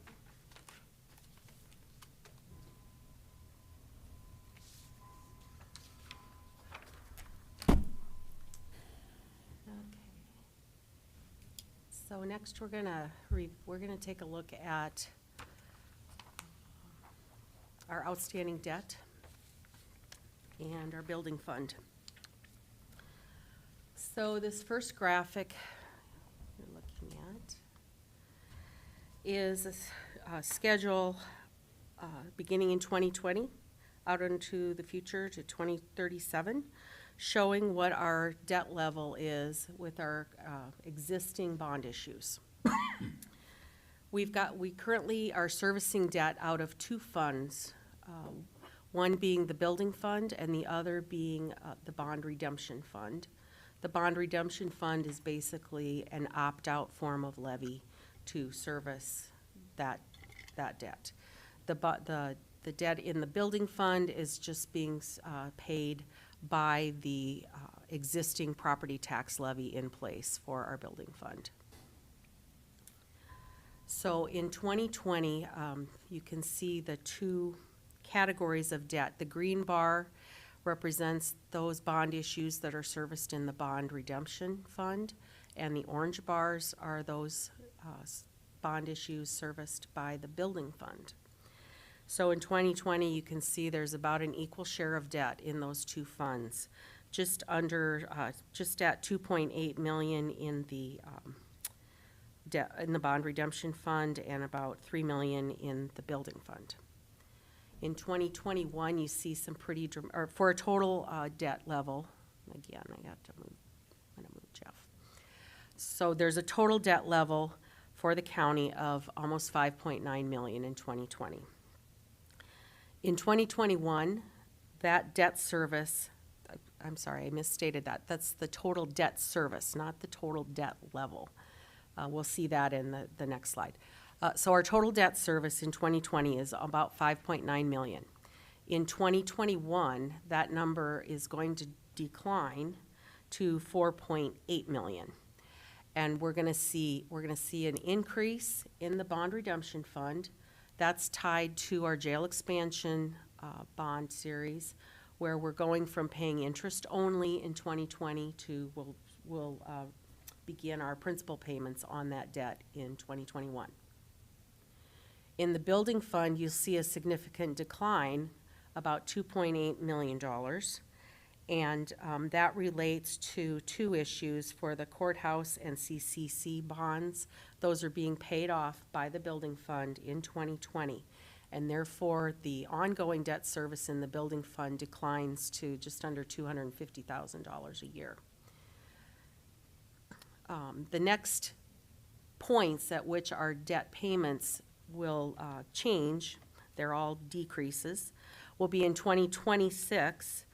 Our debt payments will go down about $200,000, and that's because we'll pay off the bond for the Health and Human Services building, and that is in the building fund as well, so that's where you see this little orange bar disappears.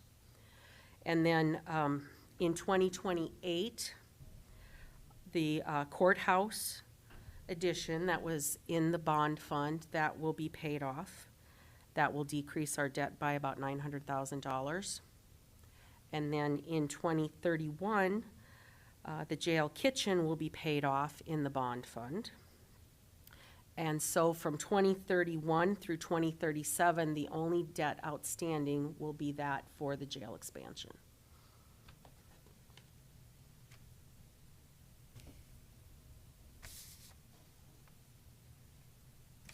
Any questions before we move to the next slide, which kind of dovetails with this slide a little bit?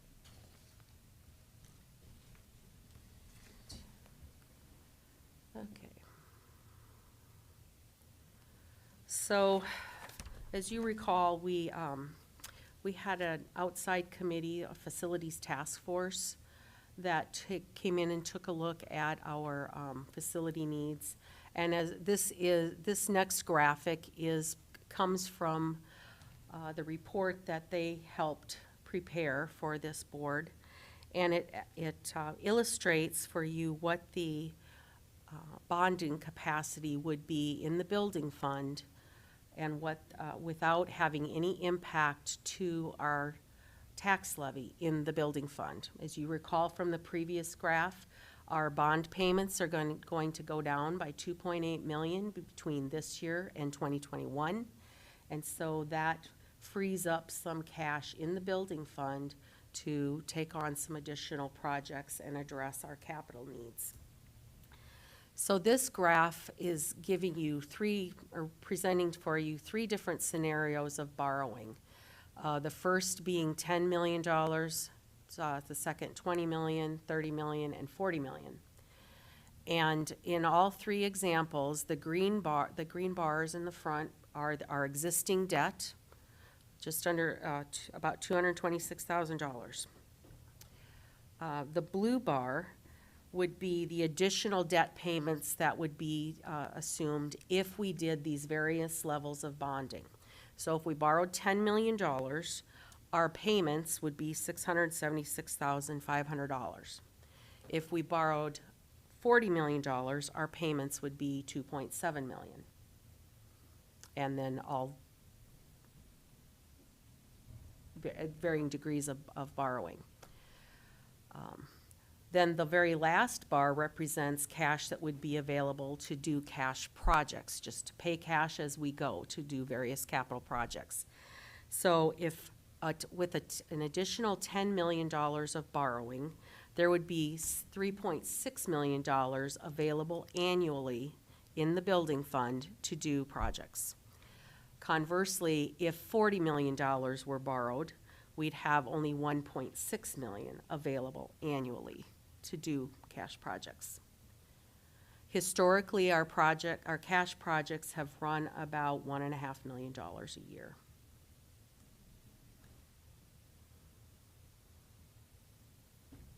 So again, at any of these borrowing levels, we would not be impacting the building levy at all. The building levy would stay where it's at. Commissioner Karski. In other words, taxes won't change. That's correct. They'll change for growth in CPI, but not because of capital projects. Yep.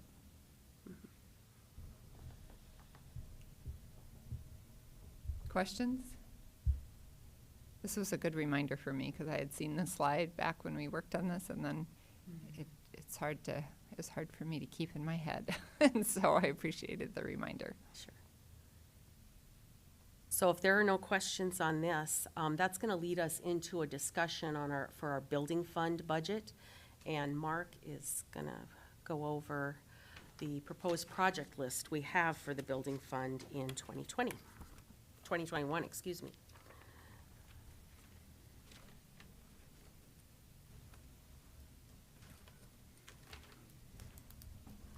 Morning. Morning. So, building fund list, same list. I went over here a couple weeks ago in my presentation. Majority of these projects are annual, upkeep, building and grounds maintenance. A few larger scale projects in here. $300,000 added in for administration remodel, FF&E. $345,000 for courthouse fire alarm panel. The parts for that panel are becoming obsolete. It's 25 years old, so we're looking at getting that replaced. We had some anticipated increases in the jail repairs and maintenance. We moved that up to $200,000. It's additional 100,000 square feet, so we're anticipating increased maintenance and service. And then $500,000 for the JDC Sally Port construction. So we put that in there as a placeholder. If that project gets approved, that'll be paid for cash out of the building fund.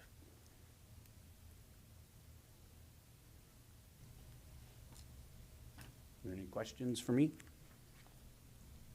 Any questions for Mark? I know we had a chance to look at this not too long ago with him. Commissioner Heiberger. I have one question. So if I'm going back to the slide prior to that, so if we ended up doing the $20 million bond, we would have cash available of almost $3 million, and expenditures expected for the cash out of as 2.4. What is the remaining balance? I mean, because I'm assuming it's not just going to be $600,000, or is it? So is there a bottom line? Is this what we can spend and we still have money left in the building fund? Yes, and this next slide will demonstrate that. Okay, thank you. All right, go to the next slide then.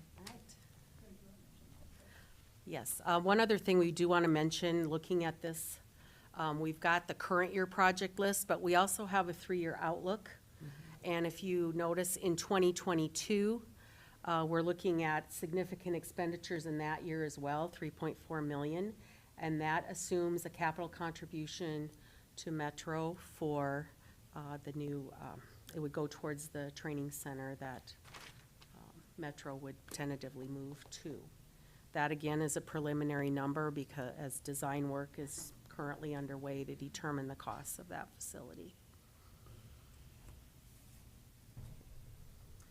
All right, so I'm going to advance to the next slide and then you can see the answer to Cindy's question.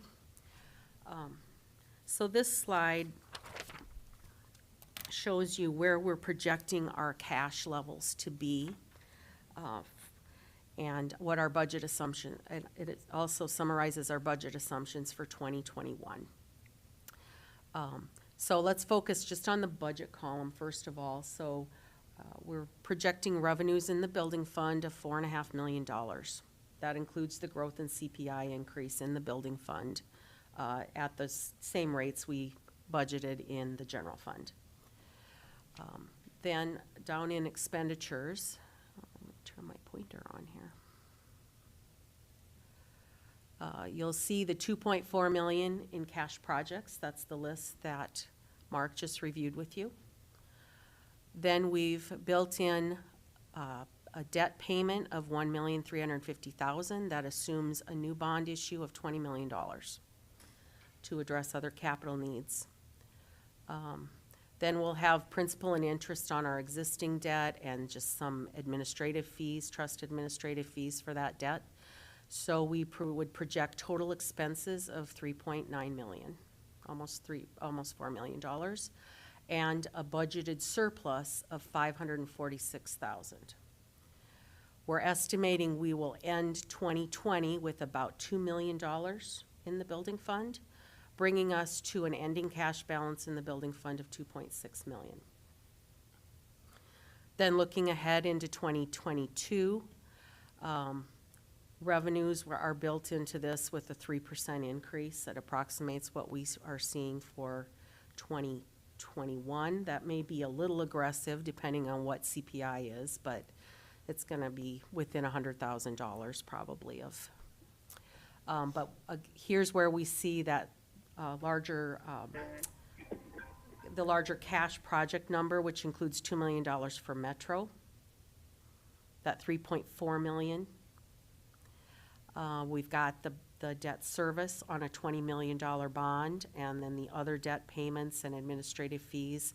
So we're projecting a deficit in 2022, which will result in an ending cash balance of about $2.2 million.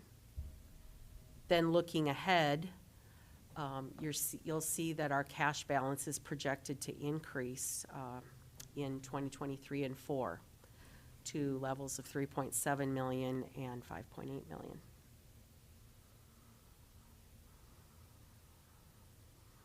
Questions about that? If I could make just a Commissioner comment. Karski.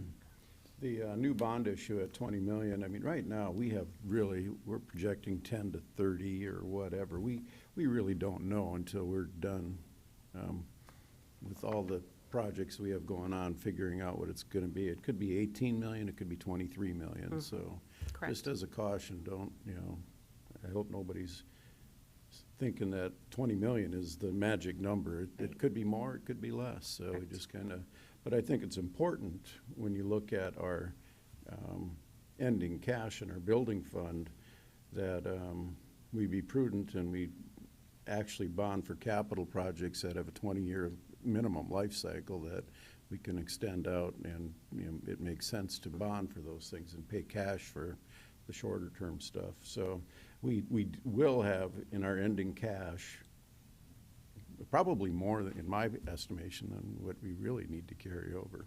But when you look at almost $6 million in just 4 years, so. Well, yeah, by the time we get to 2024, the next couple years are a little Yep, tighter. even next year, though, we'll have more than we have this year. And in 2022, we'll have more than we have in 2020. So, I mean, it's a robust fund in my mind.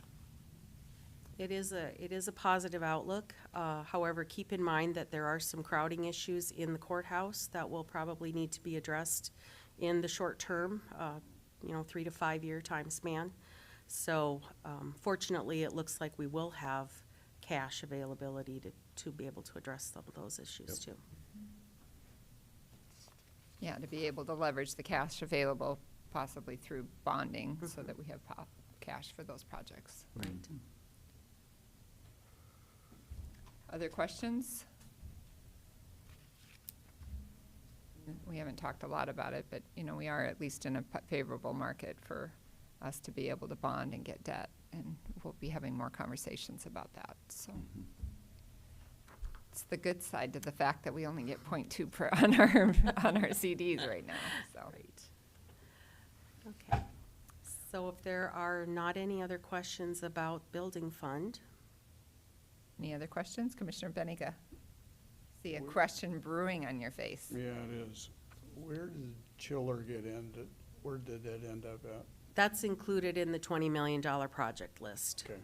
For I don't see bonding. that identified Correct. specifically. Yes, But that was in the building committee prior. yes. But it's a long-term expense. I mean, that would be something that we've certainly gotten a lot of life out of what we have right now, a lot of years of life. Any other questions? Okay. I appreciate you shaking your head, Commissioner Barth. That helps me out, so thank you. All right, next slide then. All right. The last slide has to do with insurance coverage. There has been some discussion about increasing our liability limits. We currently carry $1 million liability limits, and we did get some estimates from South Dakota Public Assurance Alliance to increase those limits. Costs associated with a $2 million limit would increase our premiums $33,000, and going to $3 million would increase our premiums $55,000 roughly. We did we chose the middle of the range increase of $2 million, and we built that into the projections that you've seen today. But that is a consideration for you for a budget adjustment if you so choose. The other insurance consideration is that we're anticipating an increase in our building insurance premiums following the fire claim that we settled on in 2020. Our building insurance premiums total $140,000 countywide. A 20% increase equates to $28,000. We are still working with our agent to try to determine what the most realistic impact would be, but we do think we will need to make some sort of budget adjustment for that. Commissioner Karski. Earlier, I saw where the jail expansion increased our premium by 22,000. Adding that on, is that 22 part of this 28, or that's so? Because we're going to be getting rid of one structure, assuming, and then adding Yes, that adjustment is strictly to add the new building onto the policy at the current rate. 28,000 doesn't even factor in that additional building then? Or It does. It does? It does. Okay. The 28,000 includes the increase that we are seeing in 2020 for the new jail addition? The jail budget includes coverage for the jail addition at today's rates. The 28,000 is an increase over and above today's rates. That would include the jail addition. Okay, but it's new money. It's new money. Yeah. Good questions. Okay. Anything else on that? Okay. So that takes us to a presentation on Metro 911. We have Scott here, is that correct? Yep, thank you for being patient. We're running just a little behind, but we did make up some time.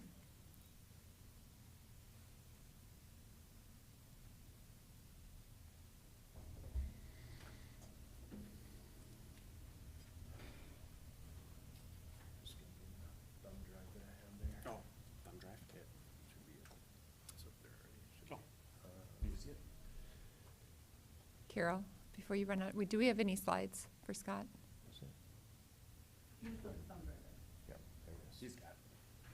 But it's not on Dropbox? No. Okay, that's what I just want to make sure. Thank you.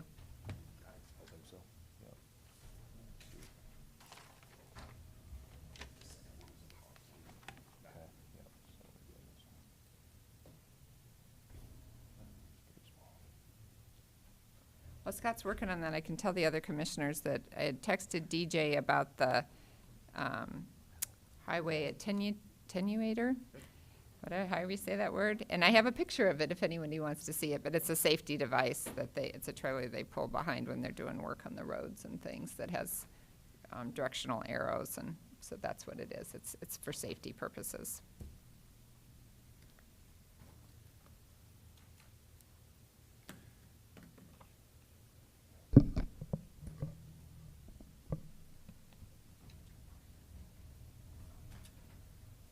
Okay, I think I'm ready. All right. Good morning, Perfect. Commissioners. Scott McMahon, Metro Communications. I do have a 2020 PowerPoint presentation that I have shown to the commissioners that are on the Metro Management Council Board, which is Commissioner Karski and Commissioner Banganiga. I think for today's purpose, it's better use of our time to go through a 5-year budget plan for Metro Communications. And if there are questions related specifically to 2021 budget, I can bring that PowerPoint up and talk about any of those things that you might want to talk about. The document before you is a fairly extensive document that contains a lot of numerical information. So I think it might be prudent to just kind of give you an overview of what's in this particular document. So looking at the screen over here, along the left and right-hand side, you'll just see the line numbers. Same over here, the line numbers. Across the top, you'll see the budget years. So 2019 actual, 2020, 2021, 2022. And then if I page down just a little bit here, you'll be able to see 2023, 2024, and 25 are across the bottom. Perfect. Thank you. I think we're going to get a copy. Yeah. So this particular commissioner has older eyes. I'm struggling with the I numbers did bring a little my bit. glasses as well today, so. I don't have one. I think we're going to get a copy, so thank you. Here's the next one, Cindy. Okay. You need just a minute to get some copies, you said? I think Or as should I- long as we're going to get one that we can take and look at later Okay. if we need to, that's going to be helpful. So I think you could go ahead and start unless anybody has objections. Okay. Okay. To continue the overview of this document then, what I'd like to start with is line 1, and I would like to start in this year's budget, 2020. And you can see that line 1 talks about 911 surcharges. These are the surcharges and incentive funds that we receive from the State of South Dakota 911 Coordination Board.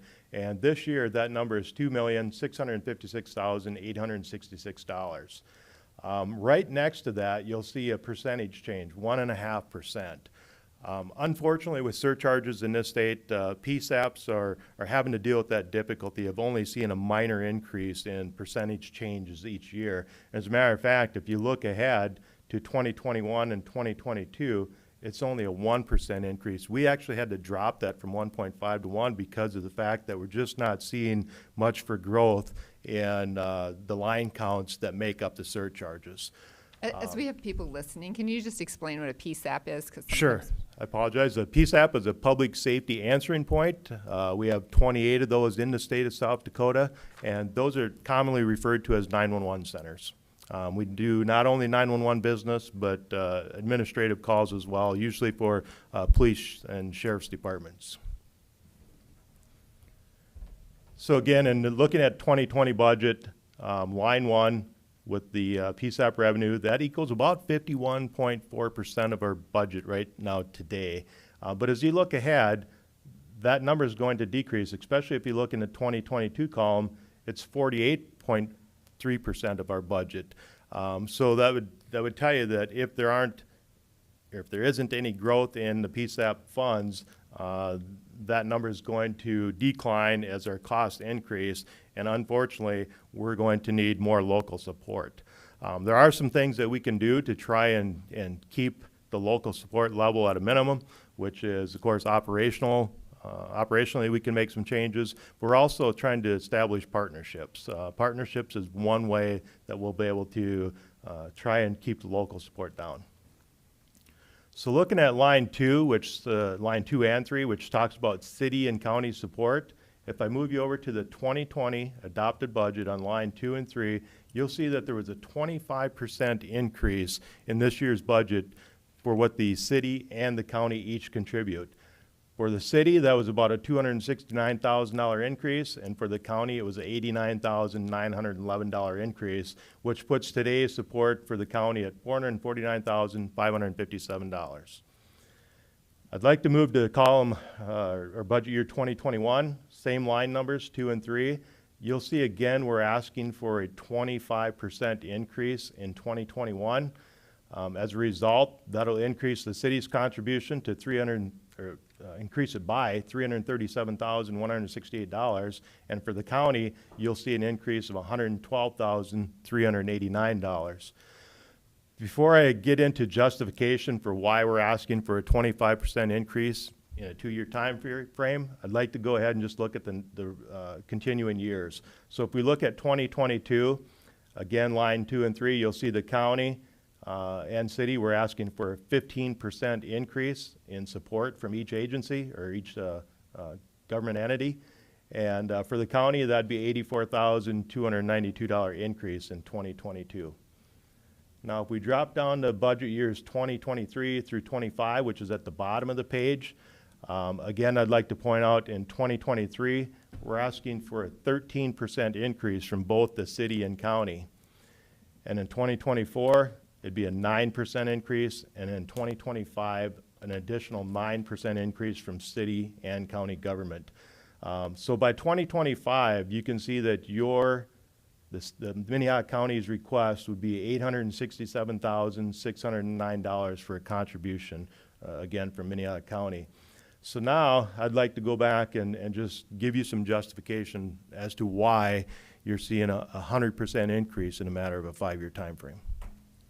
So before you get into that, Sure. My ears perked up when you said you were seeking partnerships. Yes. So can you explain what that is?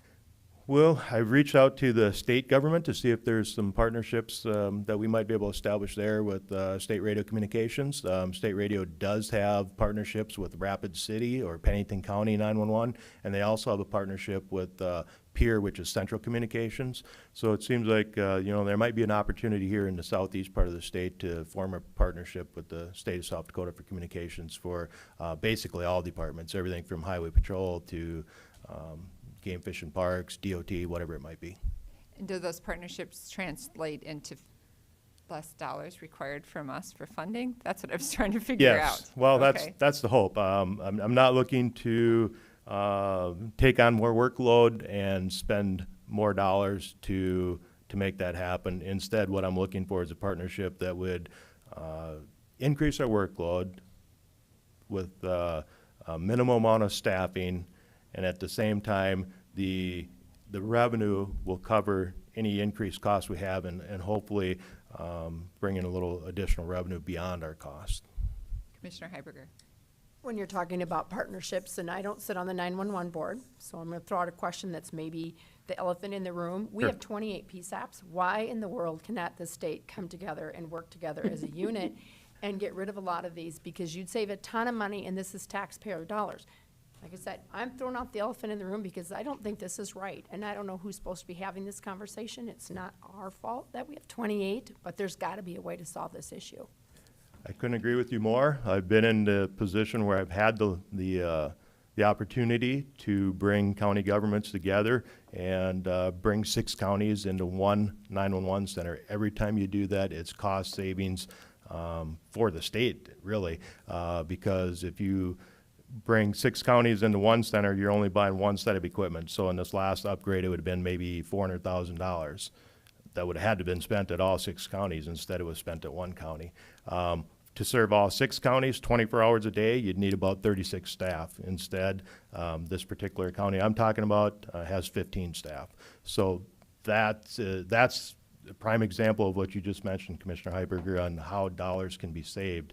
And hopefully with those savings by municipal governments coming together, that'll create a surplus at the state level, which then hopefully would trickle back in the form of PSAP revenue. Commissioner Karski. And in reality, and this is a song I've been singing for a few years, there's 32 PSAPs if you include the. There is 4 tribal ones, yep, 4 tribal and 28 municipal government ones. And there was recently a lawsuit settled with one of the carriers that resulted in a one-time payment. Yes. And it wasn't distributed pro rata, it was distributed evenly across everybody, not based on, budgetary needs. So, I mean, there's too many slices of this pie that the taxpayers of the entire state of South Dakota are being dealt a huge disservice the way this program is run, my opinion. And we're seeing that across the nation. In other states, partnerships, collaboration, in some cases consolidation is occurring. There's a couple different reasons for that. One, I think the most important reason is quality of service. You definitely want the best quality of service. You don't want to cut corners in the 911 world because it's financially a better option. First, we have to make sure we have customer service in place, but then after that comes the financial picture of it is, can money be saved? And I think the answer is absolutely yes. Commissioner Heiberger. One follow-up question, and that is this a legislative decision or is this a governor decision? Where do you start? I think both of the above. I think it's discussion that can happen at the state 911 coordination board level, and then perhaps trickle up to our legislative group, and then after that, of course, perhaps the governor of the state of South Dakota. I think all of the above. I think discussions start local and move up through state government. Other questions? Sorry, we kind of hijacked your presentation. Not a problem. That was Not a problem. Helpful So discussion. I'm just going to continue on here, and again, I think I left off on why is there an increase of 100% in a 5-year period. Let me offer some justification for that. Last year, we received authorization for this year's budget to hire 4 additional staff. So if we drop down to line 16 in this document and we go over to budget year 2020, you'll see a number of $267,437 in blue. That number represents the 4 operators that we hired this year. And we do have additional requests for years 22, 23, and 24. I'm trying to go into it as efficient or conservative as I can, and we're just asking for 1 operator at this point in each one of those years. I do want you to be aware that there is a national study out there, a national survey tool that suggests currently we're approximately 7 staff below what that recommended level is.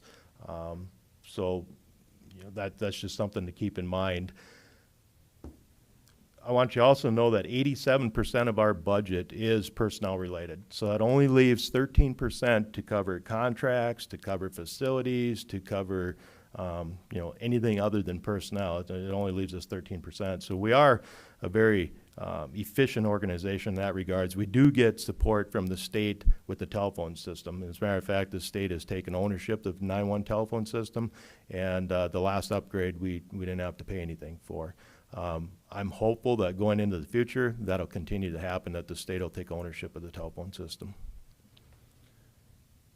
Okay, so, and I also want to just point out that, another reason for increase is operation. Operationally, contracts typically increase by 5% a year. There's going to be some future facility needs that are operational that will increase. And then we're trying to maintain a cash reserve. Before I get too far ahead of myself, I would like to back up to the additional employees. And let me just minimize this for a second and bring this up.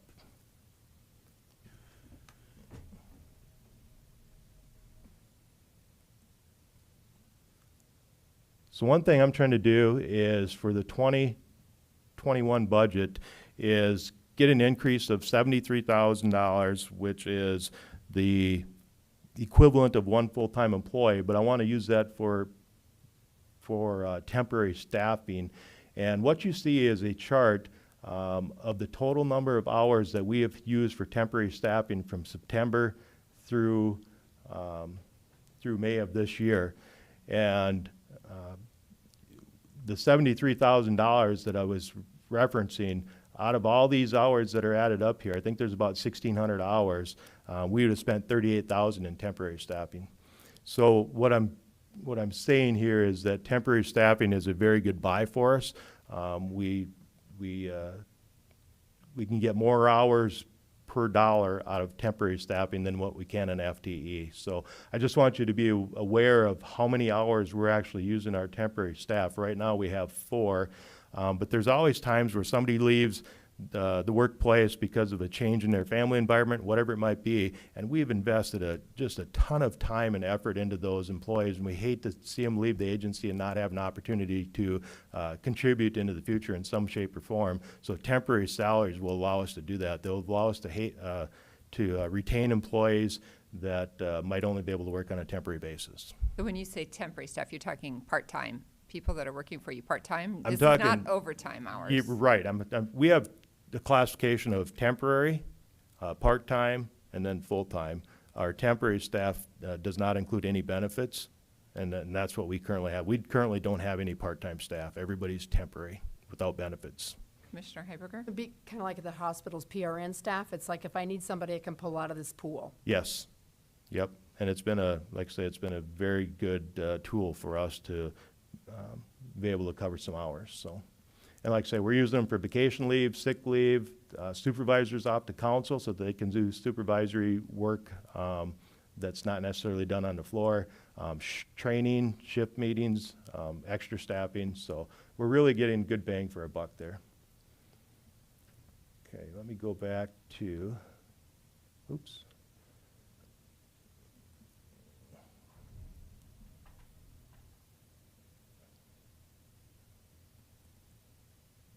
Okay, back to this document. I'm just going to move along a little bit more quickly here because I know there's a lot of information I want to mention. The other reason to justify support in your contributions is cash reserve. We're trying to keep a 15% cash reserve.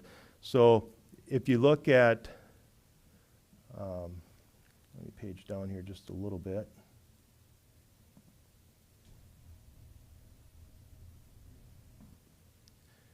If you look at this year, 2020, which would be line 36 under the 2020 budget, you can see that after this year, we'll have a 26% cash reserve.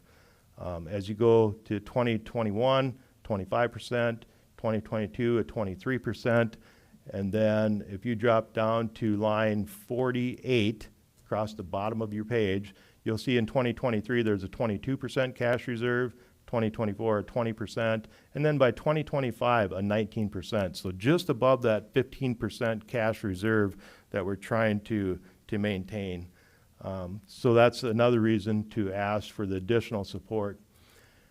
The other thing I want to point out is there was a business decision that was made back in 2008 going forward that the city and county would keep essentially their contributions at a minimum so that we'd spend down cash reserves. My understanding is back at that time there was about $2.5 million that was in reserve, and the reason for that is that there was an intent to buy a state telephone system or buy a telephone system.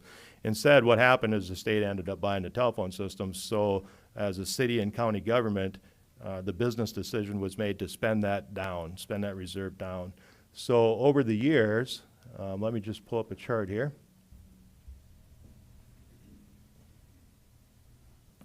I can show you that the city and county contributions actually in 2008 were about the same as what they were in 2019. So there's actually a dip there for a while where the city and county contributions were less than what they were in 2008.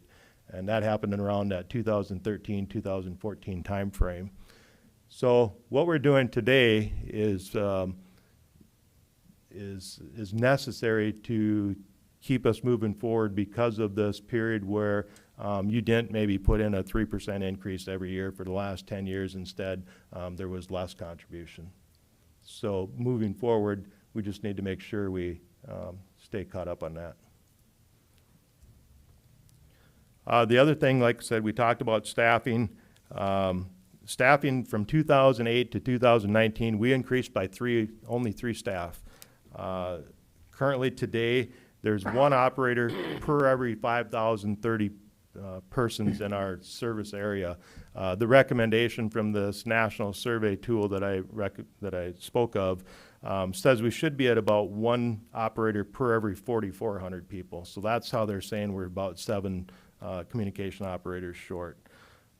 But again, we've had very few increases in staffing up until this year, where we had the 4 additional staff. So, but that's always a concern related to budgets. Let me see. So we went through the increases. We went through where our reserves are going to be at. And I also wanted to point out that on line 47, by 2025, our reserves are going to be at that $554,000 range, which is, just slightly above that 15% of our budget. So that's the reason why we're seeing a 100% increase in 5 years, is to support operations, to support additional staff, to maintain that cash reserve. And, and starting in 2022, there will be some facility needs, which I'll talk about here next. But any questions on what you see up here in this particular chart? Commissioner Benninga. Scott, when does the surcharge sunset go away? That has passed where it will not sunset. It will stay as it is, the $1.25 per telephone line. But the number of telephone lines that we can track is frankly flat or going down. Correct. Which makes no sense from an audit standpoint, that for some reason telephones have gone to obviously mobile phones, and if somebody keeps their mobile phone from moving from Georgia, for example, to South Dakota, that revenue source does not come back to South Dakota, even if they're using those phones for 911 support here, correct? I believe if they change everything over like they should, their address information and all that, that revenue should come to us. Should, but it does not. Sometimes there's occasions where things don't get changed over and we don't always see that revenue, but for the most part, it's set up to have that revenue come to us. What I would like to comment on in reference to surcharges is just what you said. Back in 2012, 13, maybe even a little bit before then, you were seeing a transition where back in around 2010, 80% of the households had a landline. That flipped. Now it's 80% of the people have cell phones and only 20% maybe have a landline. So what's happened is that spike that we intended to see back in 2012, 13, 14 did happen, and it increased the revenue, but now it's just been relatively flat since then because it's only taken into consideration when you have new customers that come into the area. Right. Other questions?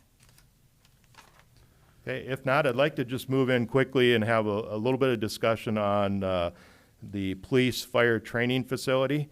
I want you to know that we are working on a business plan for the next 5 years, and we do have that compiled, and I was prepared to present that to you today, or at least furnish you a copy. But I just found out a week or so ago that we're going to see some cost estimates for this metro portion of the police training facility tomorrow.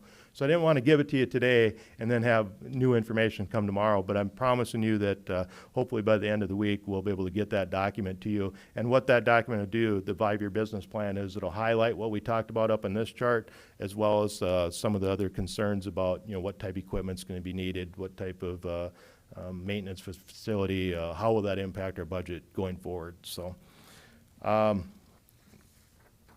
we have done some preliminary estimates of what our costs are going to be for the facility. We're hopeful that the construction costs will be less than $5.5 million. And the reason for that is because based on some of the discussion between city and county is there'd be a 75-25 match. So great news this morning that I heard is the county has indicated $2 million for 2022.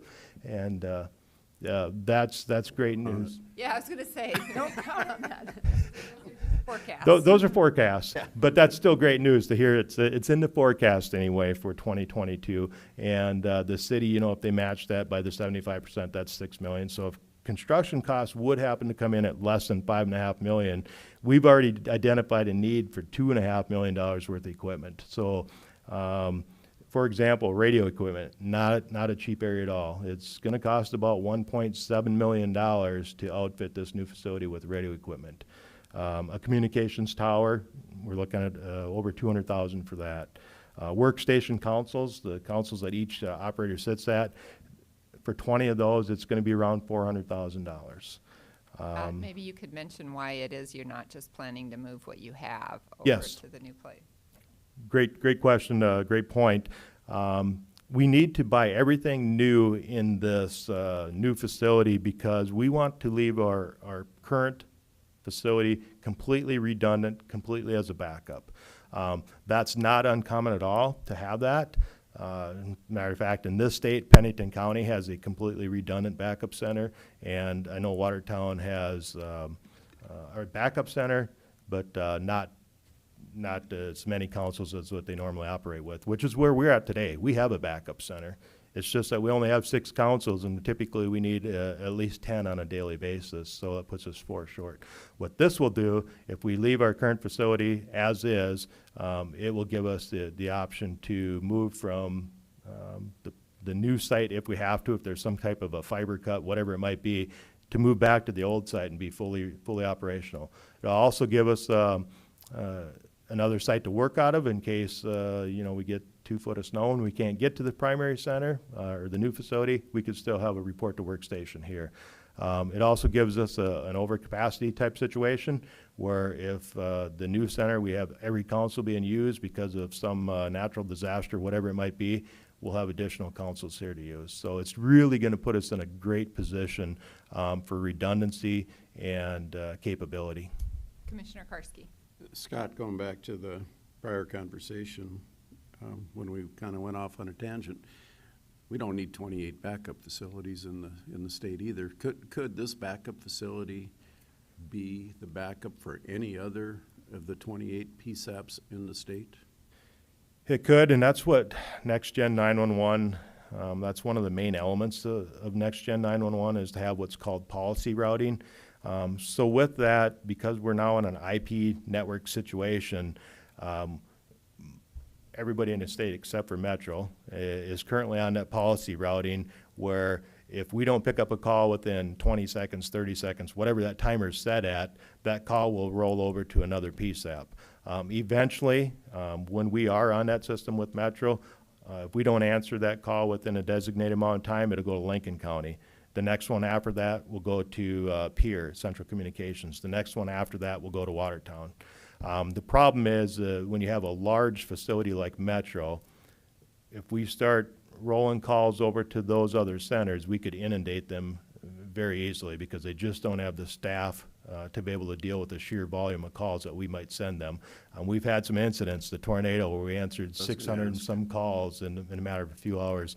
The latest protest event a couple weeks back, we answered 269 911 calls and another 396 business line calls in a matter of, from 4 p.m. to midnight. So again, that would inundate a smaller center that only has 1 or 2 people working.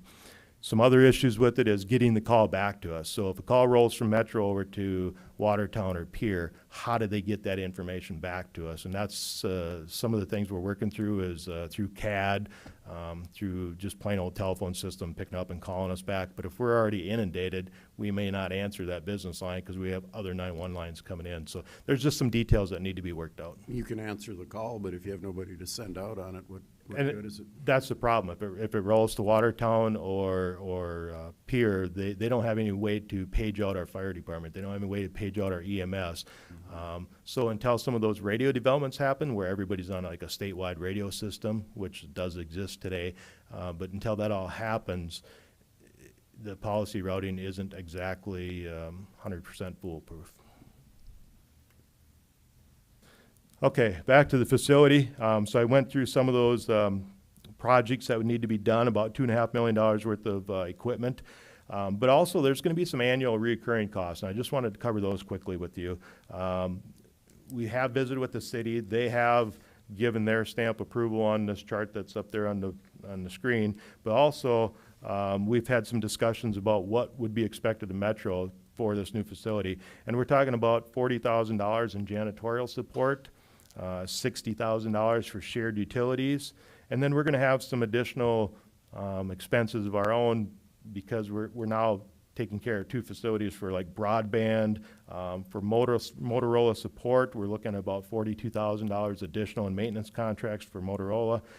Logging recorder, which records all our telephone and radio traffic, we're looking at about another $20,000 a year in contractual support. So we are going to have, roughly $150,000 a year in annual expenses because of moving into a new facility. So just wanted you to be aware of what we know today, and that will all come to you in that business plan as soon as we get the information plugged in. Otherwise, if there's any other questions I can answer today, I certainly will. But I think that's a good snapshot overview of where we are for the next 5 years, and I think we'll be in good position with your continued support. And I just wanted you to understand, though, why we're asking for those increases of 25, 25, 15, 13, 9, and 9.